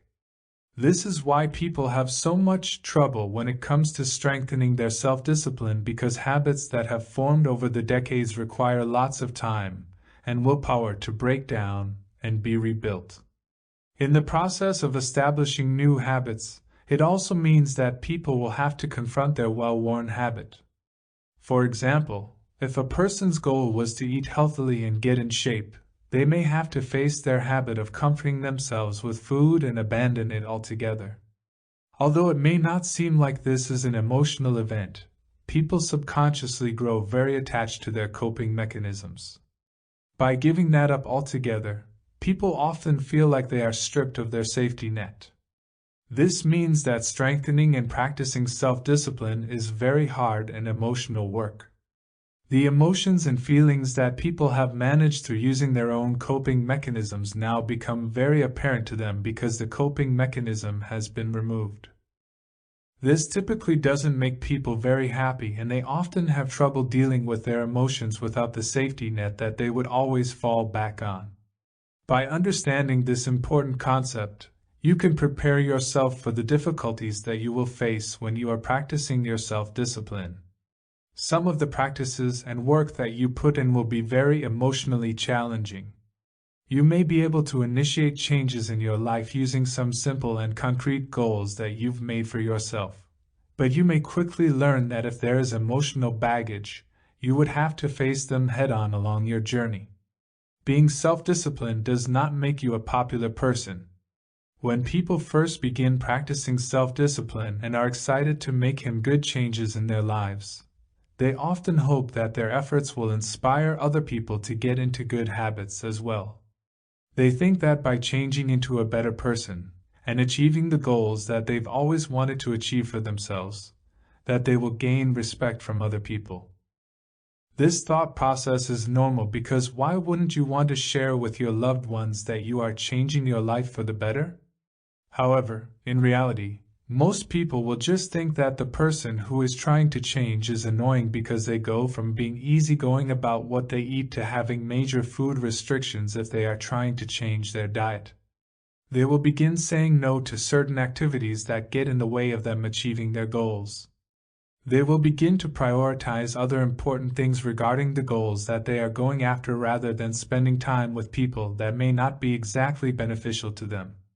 Being self-disciplined is not something that is going to make a person more likable.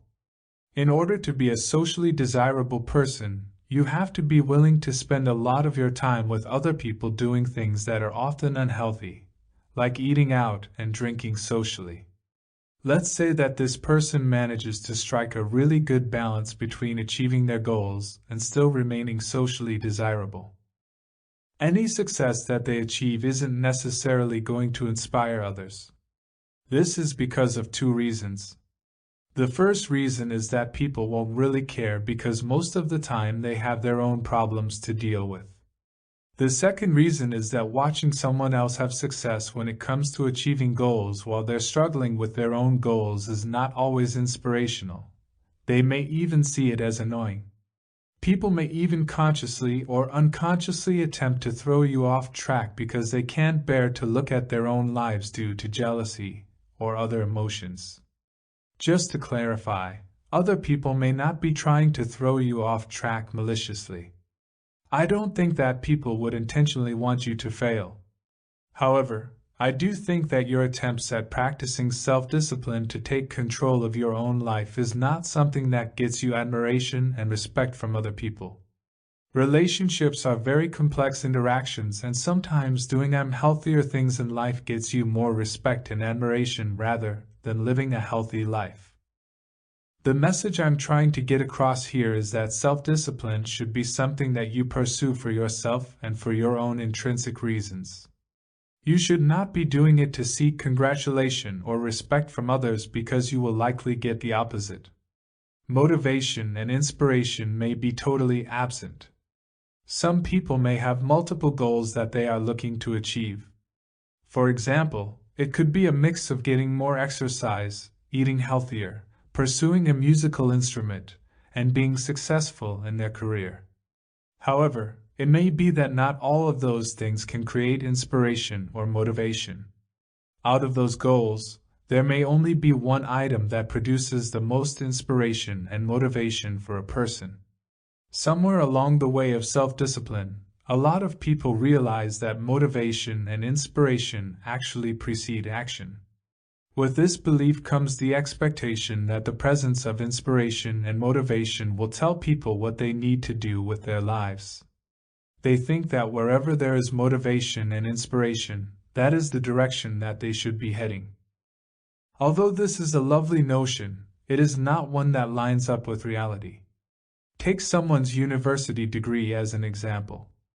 I can almost guarantee that there were many days where a person doesn't feel inspired or motivated to do their schoolwork, but it doesn't change the reality that having a university degree is a very beneficial addition to your life. If a person were to be using motivation and inspiration as a guide, that degree likely won't be finished. A person's choices of where they focus their self-discipline need to be carefully selected and initiated using the most logical thinking that they can muster. People may try to eat healthily or work out frequently in order to have a healthy body, but that does not mean that they are inspired to do it. Keep in mind that I am not saying that inspiration and motivation are worthless feelings. What I am trying to get across here is that the presence of these two feelings can be an unreliable source for somebody to make decisions regarding their life. For some people, inspiration and motivation don't show up until they have already put in quite a bit of work towards their goals. For example, somebody who is looking to get more muscular might not actually feel motivated to work out until they got into a regular habit of lifting weights at the gym. You might not be doing the right things. If you have tried to achieve a goal using various different types of angles, but you are constantly failing repeatedly at a certain area of self-discipline, you might have to face the possibility that you have selected something that you simply might not ever be able to engage in on a regular basis. Self-discipline is not only about picking a goal or an activity and doing it despite all costs. Self-discipline is about picking the important activities and goals and doing them against all obstacles. It may be a possibility that you have simply picked a goal or activity that isn't all that important to you. It is all right to admit that and move forward. The good thing about this is that if it turns out the goal or activity was important to you, after all, it will pop up in your life again thematically, and you would be able to take it up again. Self-discipline fatigue. As we have learned in the earlier chapters of this book, it is extremely tiring and exhausting to be consciously fighting temptation and selecting healthy activities and choosing the productive activities over the unproductive ones. It is tiring because it constantly drains on your willpower resources. It takes lots of energy and effort to turn away from the wrong choices and pick the ones that are right for your goals. It takes lots of resistance to choose healthy food over unhealthy food that may be quicker and much more convenient. It takes a lot of effort to drag yourself out of bed on a rainy morning to get to the gym to work out rather than sleeping an extra hour. The only way to really battle this problem is to practice your required tasks until they become a habit. You want those daily tasks that you need to do to reach a level of automation that you no longer actively think about it, and it no longer consumes your willpower resources. Some people may think that all they need is a few weeks or even just a few months to build a new habit. This mindset is absolutely wrong. The reason why our bad habits are so hard to break is because they have been built up through multiple years. Good habits will take the exact same amount of time. If you have been repeatedly binge eating whenever you feel upset for the last 10 years of your life, accept that it will take multiple years before you can break out of that habit and into a healthy eating habit. However, once you do get into that stage, you no longer have to consciously make decisions about that habit anymore, and they will function on its own. The good thing is that eventually, with repeated practice and some failures and obstacles along the way, new and better behaviors will become a habit. When this happens, it will consume far less mental resources than it did before. For instance, you probably don't feel stressed out or tired by the idea that you have to brush your teeth at least twice a day.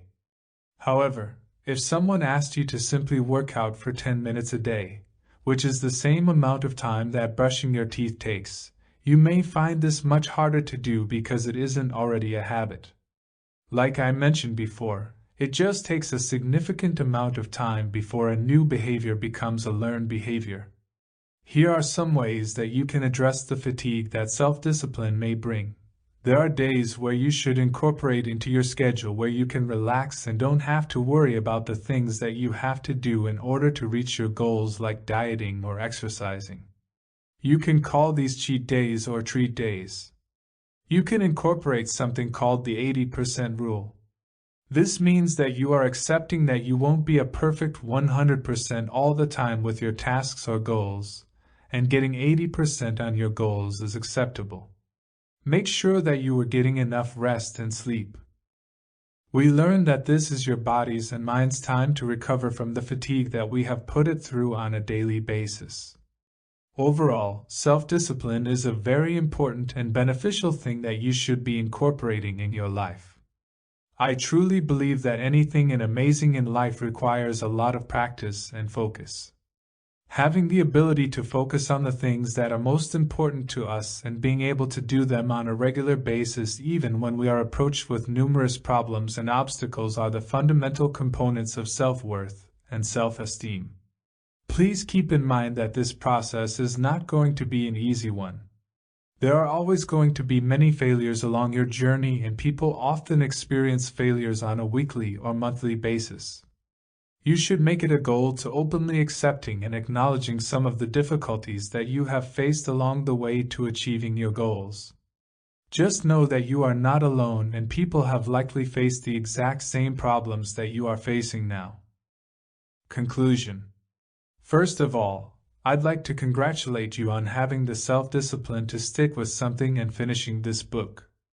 You have already proven your ability that you do have self-discipline, you just need to learn to apply it in other areas of our life.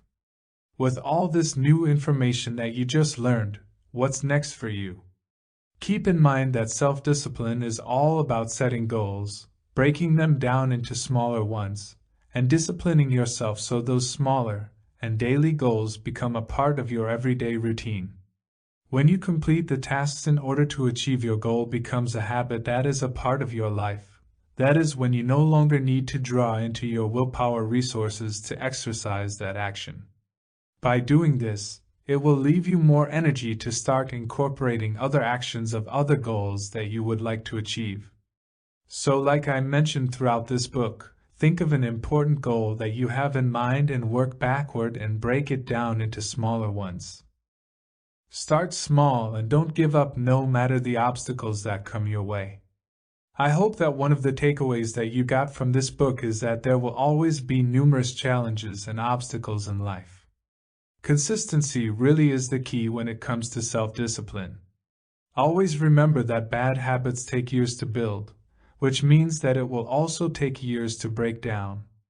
Rebuilding good habits takes just as long.